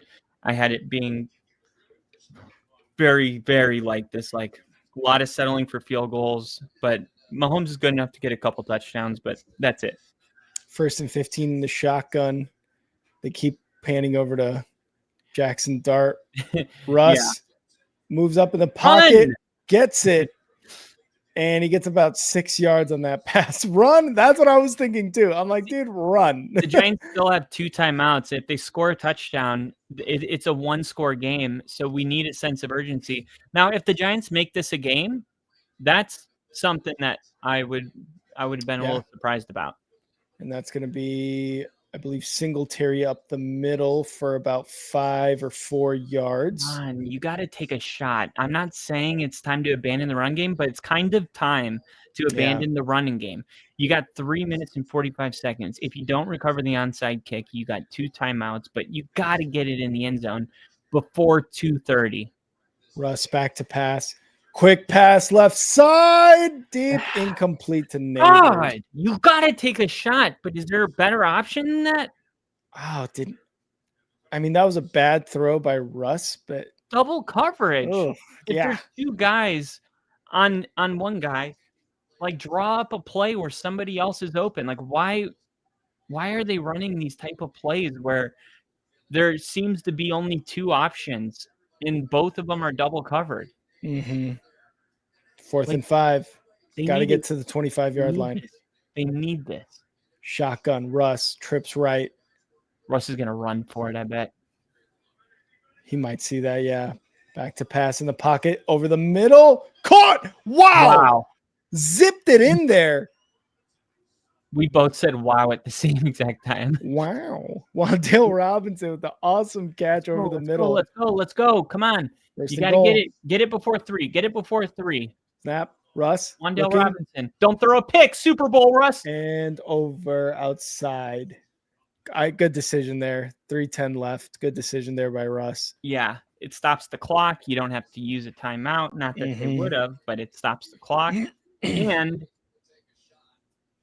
you didn't throw a pick on the goal line like you did in the Super Bowl. That's an amazing throw by Russ. Yeah, right over the head of 27. About him, dude, is like he can make these throws when his back's against the wall. He can't do it when it's the first quarter. But here he comes to make it a game. He's like a better version of Tim Tebow. Flag. What's the flag? Oh, intentional grounding. Wilson?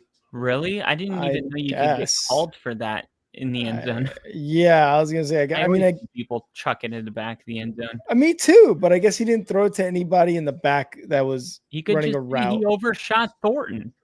Yeah, let's say that. How do they know? They get a little more room to work with, I guess. 2nd and goal here. No, this is awful. I know, but I feel like sometimes you want a little more green in the red zone because sometimes it gets cluttered. Russ gonna take it himself.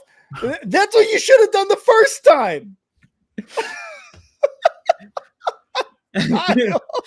I was like, Rick is being the best optimistic person in the world. He's like, they got more room to work with. It's like you were on the 3-yard line. Now you're on the 15. But now they're on the 10. And another super chat by Lil E. Lil E. Thank you, brother. Appreciate it. Here we go. Goal. Robinson, 17. Give it to him. There it is. You had it. What? What are you doing? You had it. Look at Wan'Dale Robinson. If he throws this ball and gets it out of his hands, he's starting to look like Melvin Gordon staring at Russ in that meme. Oh, who was that? Malik? That was Malik. Dude, why does the production crew never show the replays? I don't know. I don't care about his face. Can you show that last play? That nose is crazy. Wan'Dale Robinson 4th and goal. Ran a dig route, and it was there, and Russ totally missed it. Empty backfield, takes a snap. Russ in the pocket, under pressure, throwing over the middle to nobody. Who are you throwing it to? He just hit the freaking upright. That is the perfect representation of this game. That lady's face. Russell Wilson double doinks on his throws. Oh, that's impossible, yet he makes it possible. That's why he's Mr. Unlimited. That is... Oh, my Oh, I can't God. wait to watch his press conference after this. Look at Winston. He's like, man, this is bullshit. I am so much better than that. Yeah. Seriously, like, and if I'm a fan, and I'm not one to scream at my coaches, but I am screaming like the entire time. Like, why is Yes. Jameis Winston not in the game? You know what? I would rather him, and I said this when the Cleveland Browns played a close game with Denver. It was like 41-38 final score. Yeah. And Jameis threw an interception, and they're like, that's what he does. And I'm like, what? Gives you a great time? Like, what did you guys have before him? It's like, you don't even know how lucky you are to like have a quarterback that can go out there and throw for 400 yards and 5 touchdowns in a game. And yeah, maybe he'll throw an interception at the end that will cost you the game, but maybe he won't, you know? And he's Mhm. still young. The common theme of the last 3 years is an older quarterback that finally finds his rhythm. The Baker Mayfield, the Sam Darnold, now you got Daniel Jones. Like, it might be one of the only people alive that still believe Jameis Winston's not done. Because when he comes into the NFL and he is ripping our defense apart Mhm. on Monday Night Football, I'm like, hey, say what you want about the guy, but he's better than a lot of I mean, he was the best quarterback we played last year. Yeah. And the fact that Russell Wilson's starting over him, and now he has 2 full games without an offensive touchdown, like, I just don't understand, and I think it really comes down to if he throws Jameis out there, maybe it'll look like he doesn't know what he's doing or he's desperate, and Mhm. he's trying to, like, show that confidence and, like, that structure, sturdiness, constant from the upper office because, like, I can't be the only one thinking that Jameis Winston would give you a much better product than what we're seeing from Russell Wilson. It would definitely be a lot more exciting. And if we're being honest, Jackson Dart would probably be better. I Although don't know about Jackson Dart. I'm gonna be I honest. was gonna say, I think it might be more of that, like, oh, he's making dumb rookie mistakes. But Right. would you Like rather the have JJ game. yeah, would you rather have dumb rookie mistakes or dumb 10, 15-year vet Right. mistakes, which he's having? But I Honestly, agree. Jameis would be a lot more exciting. Let's see yeah. if the defense can do something here. And I'm gonna say the final thing about the Jameis Winston thing is the way the defense played for the Giants today. I do believe Jameis could have won this game. I really do. The way Scatterbo ran the football, the way Yeah. the defense played, they didn't need Jameis to do that much. Scatterbo was running the football effectively. You just need Jameis to come in and convert a couple third downs, throw, a couple touchdowns, and this game could have been won. I mean, you really didn't need all that. I think Jameis could have won this game. Yeah. Tommy DeVito.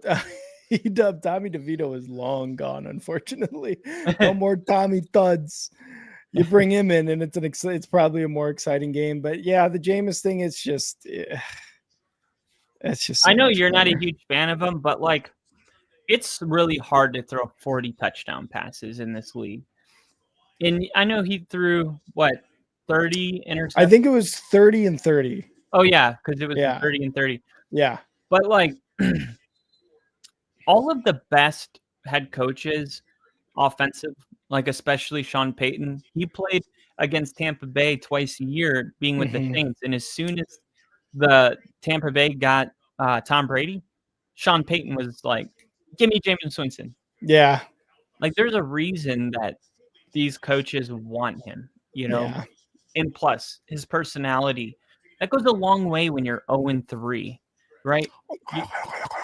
You're 0-2 on prime time looking for your first win. That is Jameis's spot. That is what he is all about, is like taking over the team, giving them a new identity, and getting your first win on prime time and changing the narrative about the Giants, and not just for that team, but for the nation. Jameis could have given you that, but instead you gave us Russell Wilson, and we learned nothing new. But Jameis is. I love how you said that. Instead, you gave us Russell Wilson. I'm gonna clip that. Yeah. I think Jameis Winston is a top 20 quarterback. Going deep. Almost Oh my God. intercepted. How do you drop that? That's his second dropped pick today. Oh my God. You guys like are killing me. It's the secondary, and it's 21 every time. You know what I would love right now is you saw Russ put his helmet on and walk, How right? do you drop this? That was a bad drop. If Russ put his helmet on, started walking, and Dable just put his hand on his chest, like, you're good, bro. Dude, how do you drop that? I'm still like looking at this replay. That I would be don't funny. know. Like, let him cook. Yeah. And Jameis goes out. Oh, that would Yeah. be the meme because Russell Wilson and let him cook thing. Yeah. Oh, they almost blocked it. Oh, they're gonna rough the No, punter. they're not. They're not calling that. There's no way. There's no way. And the Giants are gonna start from about the 39. No flag. Yeah, because It was good. How did they not hit that football though? I don't know. I thought for sure.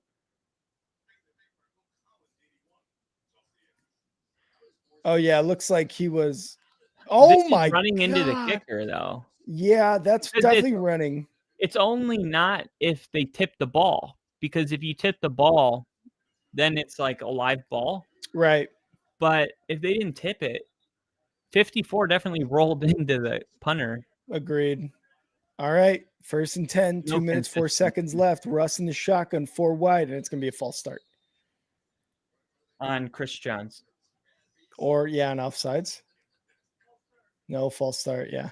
On Chris Jones, yeah, false start. On Chris Jones, yeah, for sure. Dude, I'm Runyon agreeing with you. 76 I'm agreeing with you. False start. on Chris Jones. I just hope. I mean, at this point, what they sent Russ back out. Yeah. The coolest Back to thing about pass. Russ was his decision to wear red cleats. Oof, I don't know why big he's the hit. only one on offense wearing red cleats. If I was on the Giants, I would be wearing red cleats. I think it'd be cool. Yeah, like Russ definitely looks the coolest because he's wearing red cleats. That's because he's Mr. Unlimited. Unlimited. I wonder if there's like a rule where like Russ was like, only I can wear red cleats. After I have my own office in the Giants facility. It seems like the obvious coolest choice, you know, is red. Mhm. But Yeah. it's only Russ. Wait till you see him line up next. You'll see. Here it comes. You're going to see. Only Russ. Ooh, Packers, Cowboys, Sunday Night Football next week. That should be good. The Cowboys. This is crazy because what? They've lost 2 in a row now? Oh, no, they beat the Giants. Yeah, they've only lost 1 and against 2. the Bears after this week. Yeah. So it's they either go to 500 Mhm. or the Packers, who we just thought was the best in the league, is 500 and they lose 2 in a row. That would be crazy. 2nd and 6. Red cleats. See, he's the only one. 4 wide. Russ pocket looking. Mullen left. Gonna pass throw it. it deeper than that, dude. What are you doing? Throw it to Scatabo for 3 yards. It's a 2-possession game with 1:54 left, and you buy all that time. If you're gonna buy 7 seconds worth of time just to hurry a check down, like that doesn't make sense. Don't throw the check down unless you're actually about to be sacked. Yeah, 3rd and 6, shotgun. 4 wide. Russ back to pass. Quick throw. Who are you throwing it to? 4th and 6. This game right here is bench Russ. You can no longer start him. You can't. Dude, we've been in this territory for like at least 2 quarters, but I think 3. And I'm not kidding. I think they should put Jameson for this 4th down. You know what I mean? At this point, anyone but Russ, dude. Fucking put Dable out there, quarterback. See what happens? Like, give Jameis 1 play and just see what happens. 4th and 6. They've got no timeouts. They need to convert. Russ back to pass looking. And avoids a sack and is unable to get past the second guy. And that's your final score. ladies and gentlemen, 22-9. That Dable, Dable's that's like, the look of I just lost my job. yeah, and you know what else? It's your fault. Unless there's somebody upstairs telling you that you had to start Russ, you really have no one to blame. Yes. This is the refusal to see what's been right in front of you for years now. Russell Wilson was traded to Denver in 2023. 23. Think about that. 2023, 2024, 2025. He's been bad. You thought that you could bring him over to the Giants, and at first, I liked it. I thought it was a good move because I thought, and I guess we'll go into our recap here. Yeah, because this is the end of the game. I at first I thought it was a good idea because I was like, okay, well, you bring in the different personalities. You got Russell Wilson, then you bring in Jameis Winston, who's the opposite personality completely. And then you bring in a young quarterback in Jackson Dart. And I'm like, I kind of love it. It's like they can all, like, maybe it's like a movie where Jameis can learn to, maybe be a little like know when to be quiet. I don't know. And maybe Russell Wilson can learn to like let loose a little bit like Jameis. And maybe Jackson Dart can pick up the best traits from both of them and be balanced. But when they announced that Russell Wilson was going to be the starting quarterback, my initial thought was, okay, Jackson Dart's not ready to go. Yeah. That's pretty much what it told me. Yeah. Now, all the talk coming out of camp and from the preseason all said that Jackson Dart looked really good and they wanted him to start. But, okay, Dable disagrees. He's going to go with Russ. You have the first game of the season, and there's no offensive touchdown scored, and the Giants score 6 points. Yeah. That was, like, in my opinion, the moment that you pivot, right? Because how many times do we see the biggest fault a coach makes is not that he made the wrong decision, it's that he didn't pivot from it quick enough.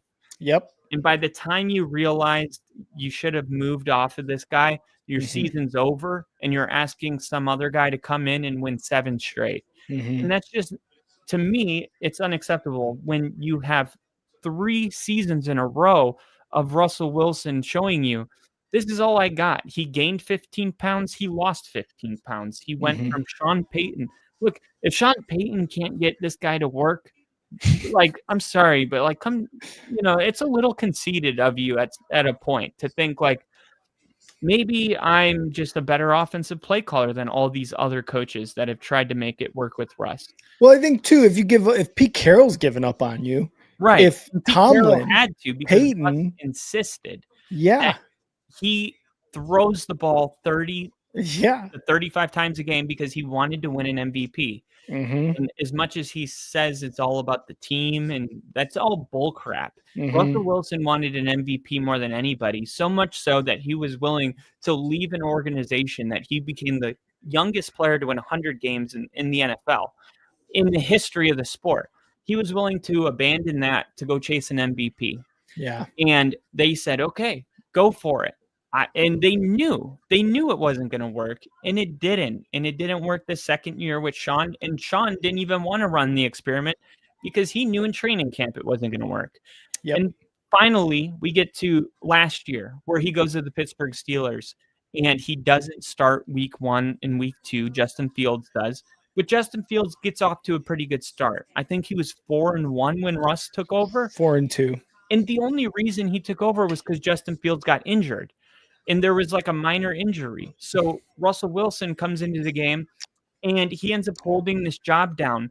But don't forget, because the Steelers were 11-2, but weeks 13, 14, 15, 16, and 17, the Steelers finished like 5 and they had like 2 wins, 5 losses to close the season.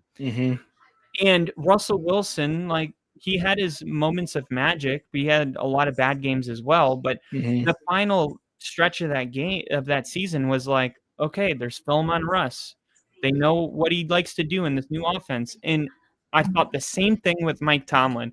You got your team into the postseason, and we watched the game together, and we said, okay, they're going against the Ravens, and it's halftime, and the Steelers don't have a touchdown. Yeah. It's like they need to put Justin Fields in this game. They have to. Yeah. And Mike Tomlin didn't do it. Mhm. And, of course, that was the end of Russell Wilson, but it's happening all over again where you got coaches that are deciding to stick to their guns on Russell Wilson when they have better options available. Now, just this game in general, I thought the defense for the Giants looked really good. Mhm. They continue to impress me. The 5 guys they have up front, Thibodeau, Burns, Abdul Carter, and what is it? Okereke. Like, Yeah. these are elite players. That's why Yeah. the Chiefs couldn't really run the football on them at Yep. all. Yep. But the passing defense is a little susceptible. But all in all, this we have to understand 2 things. One, the Chiefs offense has struggled all year. So this isn't necessarily like they had a great game defensively, because look, the Chiefs were able to score 20 plus points, which Mhm. all I'm saying is the Giants defense played well enough to win the game. They gave their offense, if they had an offense, a fighting chance. Yeah. And it's a shame that they didn't at least recognize that this wasn't going to get any better and make those decisions. Now, you mentioned Jackson Dart. Mhm. I mentioned Jameis Winston. I don't even particularly care which one they would decide to go do. I don't know Same. the official depth chart if it's Mhm. Jackson at 2. I don't think it is, but even if they went that way, at least you're giving the fan base a sign that you're trying to Yep. win the football game. You're trying something new, because it's getting to a point where what's going to get him fired isn't even losing. It's the way he's losing, because it seems Yes. self-inflicted at Yes. this point. I was going to say that too. The fact that Dable is not going with Jameis or with Jackson Dart gives the fan base even more reason to want you fired. Like that's just clear as day, and that's what I've dealt with Nagy, with Eberflus, and even before that. And real quick, KC $75 super Wow. chat, Chiefs' first win of the season. Go KC, Chiefs! go Chiefs! That is awesome. KC, thank you so Thank much, you, and we're KC. gonna keep this super chat up for a while now. Thank you, KC. Yeah, dude, I just it makes no sense as to why Dable is going Russ. Again, through the first 3 games, you've had one almost out of character Russ game, which was last week against the Dallas Cowboys. And you've had 2 games where you're just like, this is Russ. This is who he is right now. It's unfortunate because he was a very, very good quarterback at one point in time. He's no longer that guy. And no matter how much BS he tries to feed you, whether in contract negotiations, whether through his agent, whatever, he is no longer that guy. Russ is 36, something like that. And he has fallen off as if he were a 46-year-old, because you see quarterbacks, Joe Flacco, Aaron Rodgers, Matt Stafford, who mid-30s, late 30s into their 40s still look decent. Like I know we were talking about Flacco earlier, about him not looking very good and giving Shedeur Sanders a shot. But at least last 2 seasons ago, Joe Flacco was like, wow, this guy brought the Browns back from the pits of mediocrity in the NFL to a playoff. And Stafford, for as long as he's been in the NFL, he's always been effective. Aaron Rodgers has had a handful, maybe less, bad seasons. But Russ has just for, I would say, 4 consistent seasons has shown that he is not that guy anymore. And while it is only a $10 million contract, that's not a lot of money in NFL terms, of course. I would love $10.5 million right now. But in NFL terms, that's not a lot. Bench the dude. Look at what Sean Payton and the Broncos did. They said, mistake, cut ties. And that's and they are and the Broncos are thriving because they have Bo Nix and they have a playoff appearance last season and they look better offensively. So just like you, I am so confused as to why Dable and the Giants organization is going, yeah, let's bring in Russ, right? Like maybe Jackson Dart isn't necessarily ready, but yeah, Jameis Winston probably gives you a much better shot.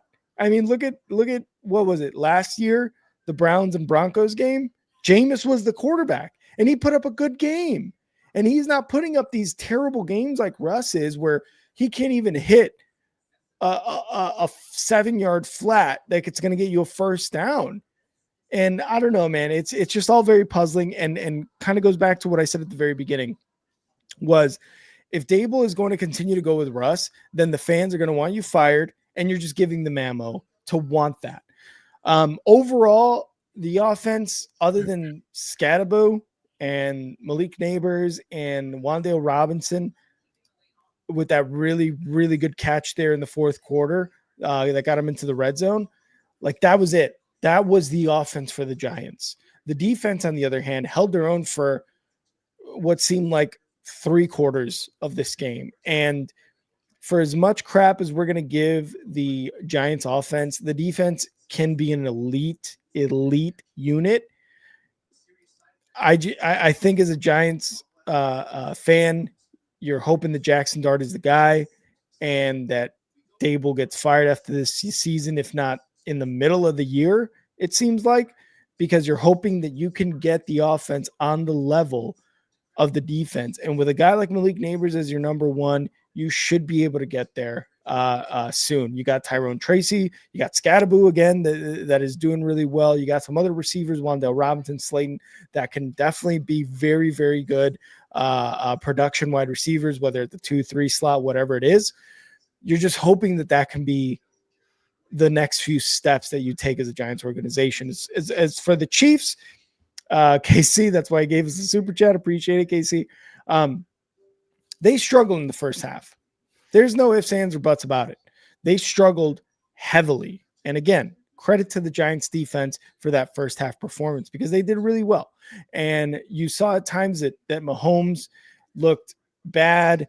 The offense, again, is lacking playmakers, is lacking explosive plays, which is not something we're used to from the Kansas City Chiefs. Really, up until last season, we weren't used to that for the Chiefs. But the Chiefs did what they do to much, much less, to inferior teams, I should say. And that's beat them at the end in the second half, in the third and fourth quarters. And that's not necessarily, in this case against the Giants, making big plays, but you saw Tyquan Thornton come down with 2 big passes. One of them got called back, but the body control on that second pass to get him at the 1-yard line was huge. You got guys who contribute, like your Jujus, like your Hollywood Browns, and your Grays on the Kansas City Chiefs. But at the end of the day, it's Mahomes making this stuff happen, and the defense holding a much, much inferior offense in Russ to only 9 points. 1 touchdown and 1 field goal, and that is it. And they blocked the field goal too. So, or an extra point, I should say. But the defense did its job. The offense took a whole half, but it did its job at the end of the day, and that's why they won 22-9 here. I mean, the Chiefs don't look anywhere near as Chiefs as they have been, but they come out with the first one of the season, and for some teams, kind of like I'm thinking about my Bears, maybe that's what you need, that first win, to be like, okay, there's things that are working, and we were able to target them in this game that moving forward we could build upon and still have a successful year. Because like you said, it's only week 3. A lot of teams still have a lot of hope left, and wins like this can help propel them forward to a successful year, whether that is a 9-win season or more in a playoff berth, right? But either way, the Chiefs got their first win. There's things they can build on. Travis Kelce needs to stop being a whiny little baby, and Mahomes just kind of needs to find his guys. Tyquan Thornton seems to be like a playmaker. Maybe find him some more targets and see where you go from there. Kareem Hunt's doing well. Pacheco is running a little bit better in this game, even up against a very good defense. So again, there's things that you can target in this offense for the Chiefs, and you're like, okay, we can build on this. So the Chiefs come out with the dub, and the Giants are 0-3 and don't look like they're going to be making any splashes on the offensive side of the ball outside of that Dallas game in week 2, Kyle. Yeah, and man, I think when I read these quarterbacks out to you, Baker Mayfield, Deshaun Watson, Sam Darnold, CJ Stroud, Carson Palmer, Drew Bledsoe. Mm-hmm. Does that sound like a nice list of quarterbacks to you? I'm not saying top 5, but there's a decent list. Any of those over Russell Wilson right now? I would start Bledsoe, Palmer for sure, Stroud for sure, even though he's been looking like shit. And I forget the other ones that you mentioned, but I think Sam Darnold, Deshaun Darnold, yes. That one's an iffy one. That's probably the only one I wouldn't start over Russ today. Everyone else, yes. Healthy? He's been healthy. He was healthy for a few games with the Browns these last couple of seasons. I don't know if I would.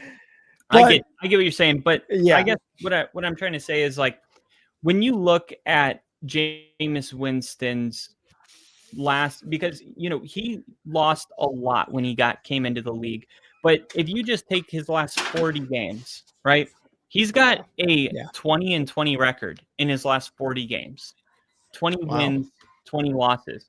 Wow. Baker Mayfield's 54-54 on his career.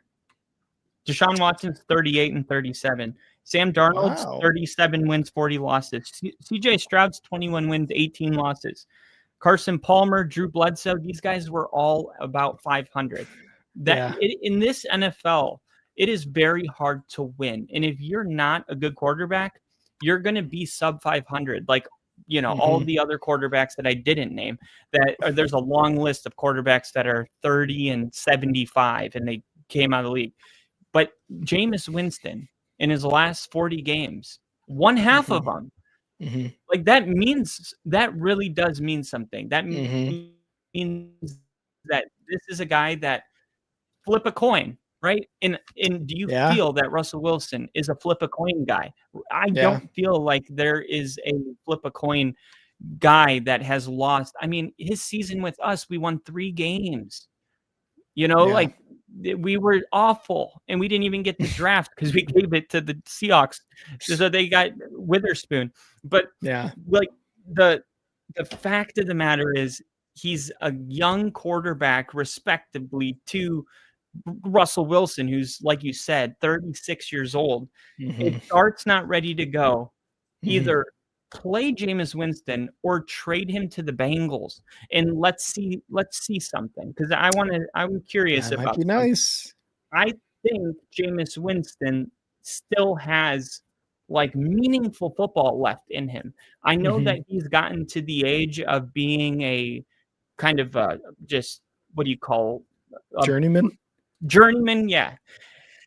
I just think he has more to offer football than that. I don't think he's quite there. Even Andy Dalton was a journeyman, but he had, or not Andy Dalton, but Rex Ryan, or Rex, was the beard guy? Oh, Ryan Fitzpatrick. Even he was a journeyman, but he kind of, like, later found success. He found success at the end of his career. Fitzmagic, they called it. Fitzmagic, That's Jets. what set him up as a Thursday Night Football analyst now. I think Jameis Winston has the potential to have that Fitzmagic moment in his career and take a team to the playoffs and have a real debate about whether Jameis Winston is a franchise quarterback or not. And the fact that this guy's just standing there on the sideline watching, I'm looking at his facial expressions the whole game, and it's like, the question I have, and it's the same one Jameis probably has, is how bad does it have to get? Like, what is the threshold of being like, okay, we're going to go with another quarterback? Because if we didn't hit it today, with what we saw. That was a terrible football game from Russell Wilson. It was just terrible offense altogether. What is that moment where they do pivot to another direction? Because today was so bad that it scares me that moment might never happen. This could just be what they do this year. And why? I have no idea. The Kansas City Chiefs, I thought they actually kind of came together towards the end of this game. The second half was a lot better than the first half. Malik Neighbors not having a single catch in this game is like, oh, it'd be one thing if Russell Wilson had a bad game, but Neighbors had, 100 yards and a touchdown or something like that. But like, he's the complete focus of opposing defenses. But it's still unacceptable for a player of the caliber of Malik Neighbors to not have a catch, right? He saw 7 targets, but only a few of them were even catchable. I mean, every time he was targeted, it was like he had to turn into a defender to stop it from being intercepted. And some of them were intercepted. So I feel pretty strongly that the offensive explosion that we saw from Dallas was fool's gold. I don't expect that to ever happen again this season. No. Because 2 out of 3 games now, the offense has looked as bad as they have at any point over the last 3 seasons with Dable. And that's not anymore about Daniel Jones. We're finding out that there's something else going on within this offense. It's not Daniel Jones. And if Daniel Jones can go have the kind of success he's having right now and have that bad of a season with the Giants last year, how bad do you think Russell Wilson's going to be? Yeah, and I'm looking at their schedule now, Giants schedule. They got the Chargers at home next week. Loss. At the Saints, tough game. Maybe that might be a win. Eagles, loss. Broncos, loss. Eagles again, loss. 49ers, loss. Bears, iffy. Loss. They're in Chicago, but I'm going to give it to the Bears. Packers at home, loss. Lions, loss. Patriots, probably still a loss. And then, wow. Commanders, Vikings, Raiders, Cowboys.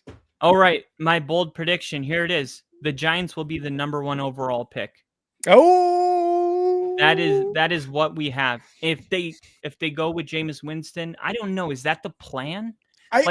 They're a top 5 pick in the NFL draft next I'm going to year. go number 1. I think this is a team that wins 3 football games. And if they don't pivot, like, do you think that's the plan? Is this what is going on? Is Dable being told to go with Russ? Are they tanking? Is an honest question. Like, how do you not? I don't know. Are you not trying to win football games? Like, it's okay. You want to go with Russ in the second half? Fine, double down. But at the halfway point of the third quarter, how are you not like, okay, I'm sorry, and I'm not even saying you're benched for the rest of the year, but I need to see if I can get a spark from another player and send Jameis out. And you could even tell Russ, like, this, you're not benched for this season. Okay. Yeah. This is not, I mean, because the press is going to be, it's vicious. New York. And does this mean Russ is done? You have to be very vocal if you make a quarterback switch. And there's a lot that goes into it. And I get that. It's not a light decision with the New York media. You have to be careful with how you do these things. These are tricky waters to navigate, but you have to be a head coach about it. You can't just sit back and allow your team to just punch the wall. I mean, I think Dable, do you think he's fired? Is he going to be fired tomorrow morning? That's what I was going to say, because Joe Shane, Giants, I'm trying to look. I'm going to see if any of the beat reporters for the Giants, I follow a couple. All right. 5 years, signed in 2022. So Joe Shane is the GM for the Giants. He is signed through 2027 on a 5-year contract that he signed back in 2022. And this was after the Daniel Jones thing exploded. Brian Dable was, I think, candidate for coach of the year, if not, he won it. So they signed this.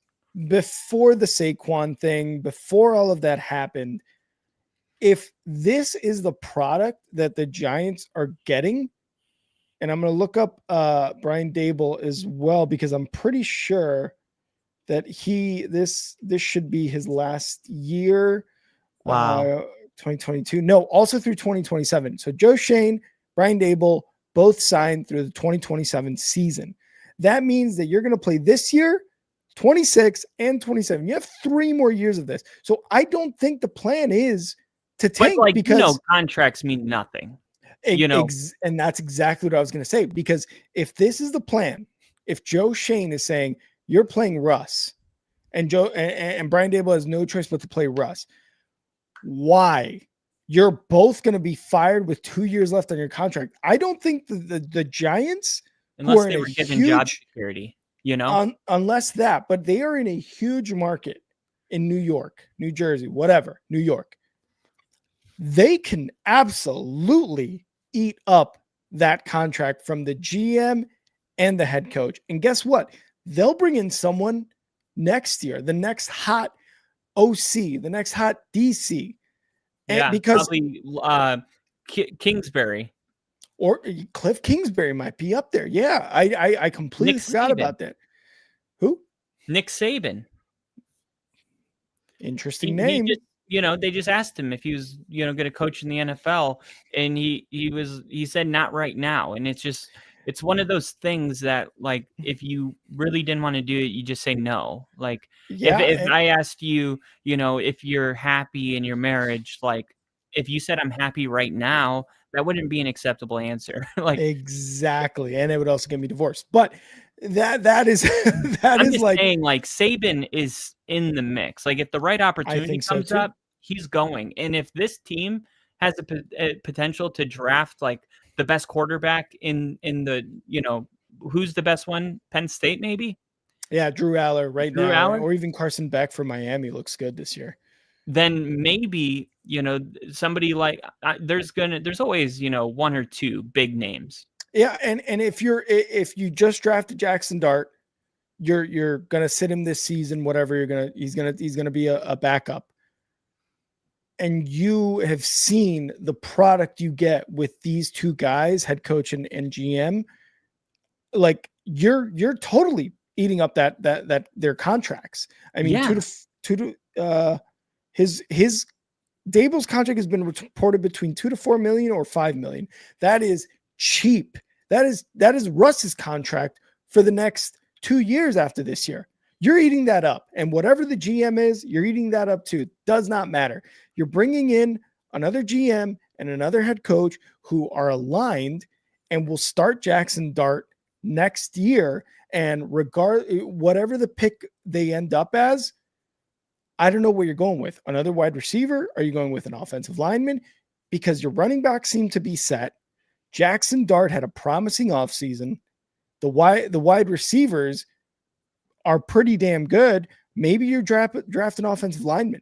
Regardless of the pick, you want the next people who are going to make that pick to be the guys who are going to mold Jackson Dart into a quarterback in the next 5 years, into an elite quarterback in the next 5 years. You don't want Joe Shane.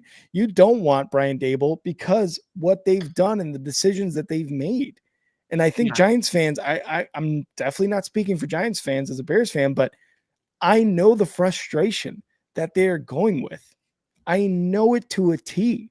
And whether this is the plan, whether they're going to keep Dable and Shane through the next 3 seasons, 2.5 seasons after this, or 2 seasons after this year, are you trusting them to bring you a winner? I don't think so. Yeah, and if you have Jackson Dart, because where did they draft him, in the 2nd round, right? Because it was like, I'm gonna look that up. Mate, I'm pretty sure it was first round. No, he was first rounder. He was a first rounder because the Giants took a 25th overall. Because that was a big thing. Like, there was a quarterback taken, and it wasn't Shador. And it wasn't Shador. And it was mind blowing. And so if that's the case, then even if they had the first overall pick next year, why would you draft a quarterback when you don't even know what you have right now? Like, the Exactly. only way to know, because I can tell you right now, this team's on its way to a top 5 pick, like you said, top 5 for sure. And if that's the case, then you need to know by April of next year whether a quarterback is a team need or not, because it happens to be the most important position to get right.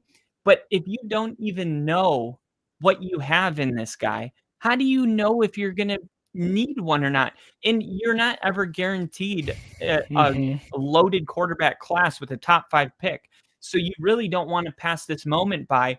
But how can you properly know that you need or not need a quarterback when Russell Wilson's taking all the snaps and your first round draft pick is sitting on the bench? And the moments he came into the game looked a little fast.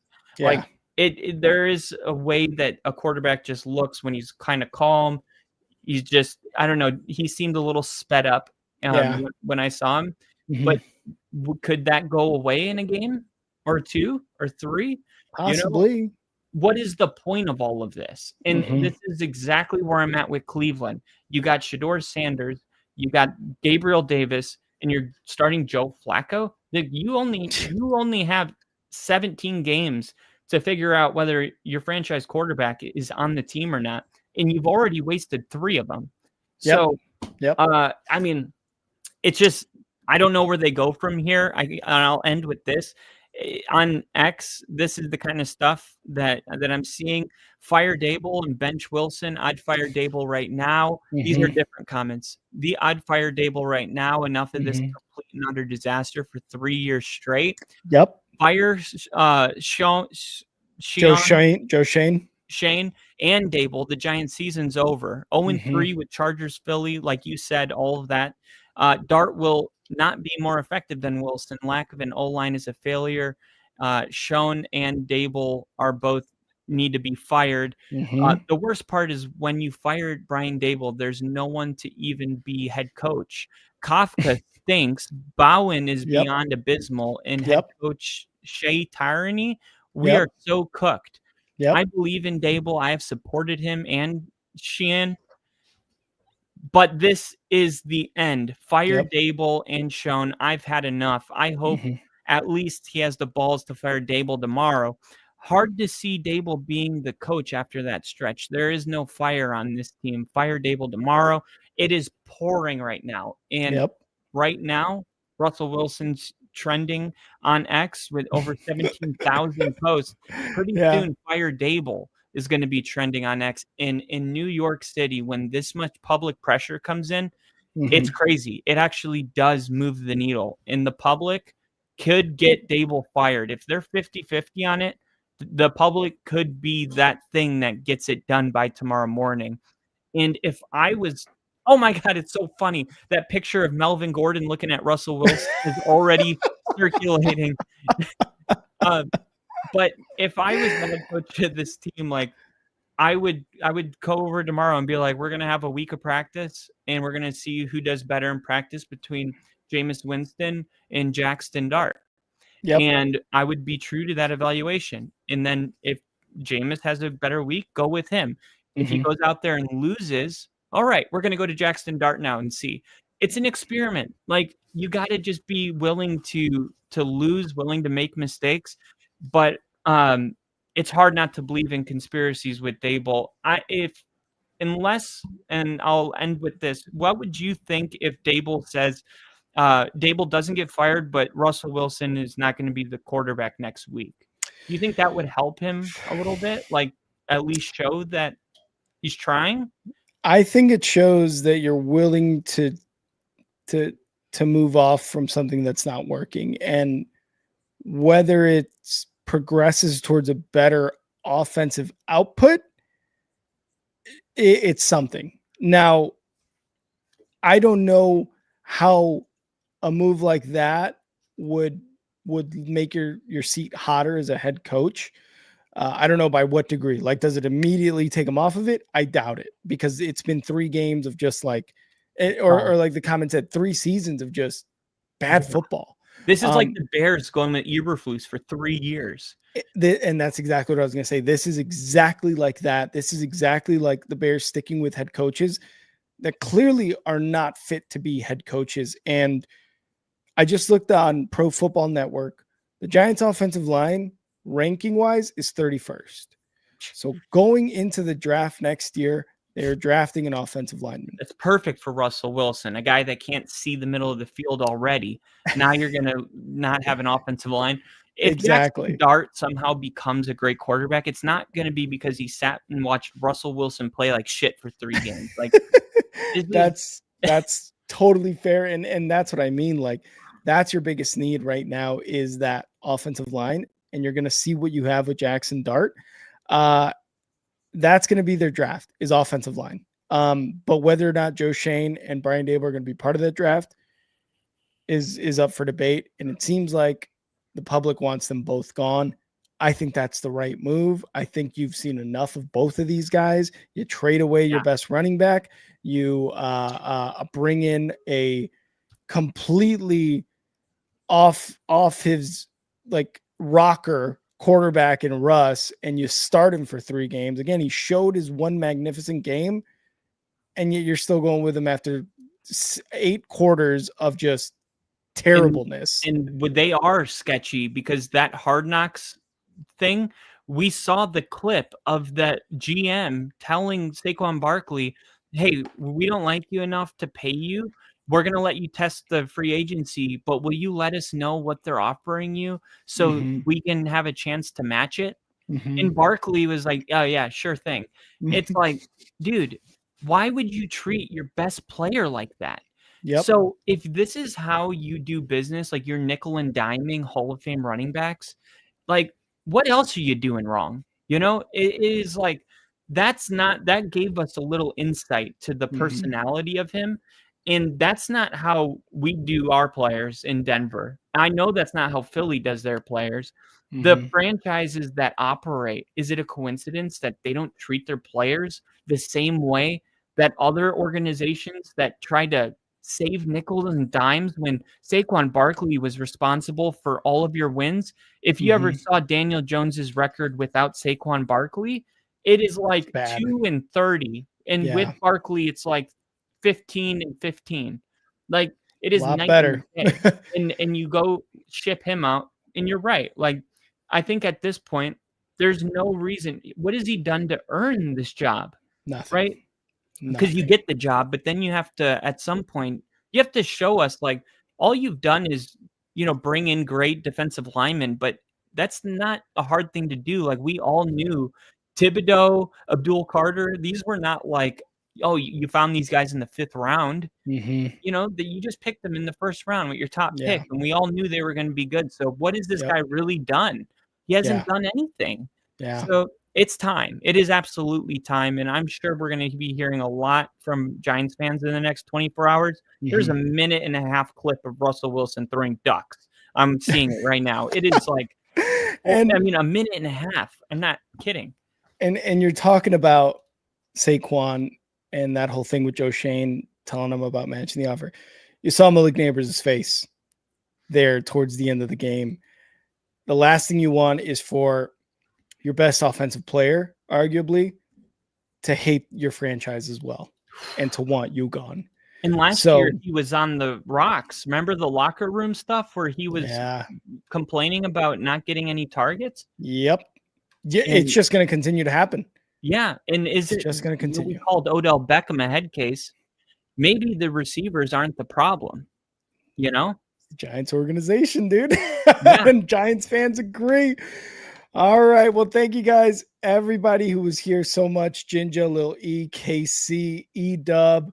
Who else do we have in here? We had Crafty in here. We had Morty. We had JST. Yeah, we had so many people in here. So thank you guys so much. And thank you guys for the super chats. All the super chats we're super, super grateful for. So thank you guys so much. And yeah, Lily, Wilson does need to go at this point. It is a benching or it is a see ya from New York. Here's your $10.5 million. Have a good one. Thank you guys again for being here. We appreciate it. Tomorrow night, Lions, Ravens, Monday Night Football. That should be a much more competitive and hopefully entertaining game. But Yeah. we'll see when it happens. But you could catch it all here on the Only Football Podcast. Go and follow us on X at Only Football Pod and at NFL with Kyle. Hit the like on this video, subscribe to our YouTube channel, follow us on Twitch, all that good stuff. Tell a friend, tell a neighbor, tell a stranger when you're filling up your car with gas. Let the person across from you know about the Only Football Podcast, even though they're like, what the hell is that? Just let them know. We would appreciate it so very much. So again, thank you guys for being here. And Kyle, always a good time, brother. Always a good time.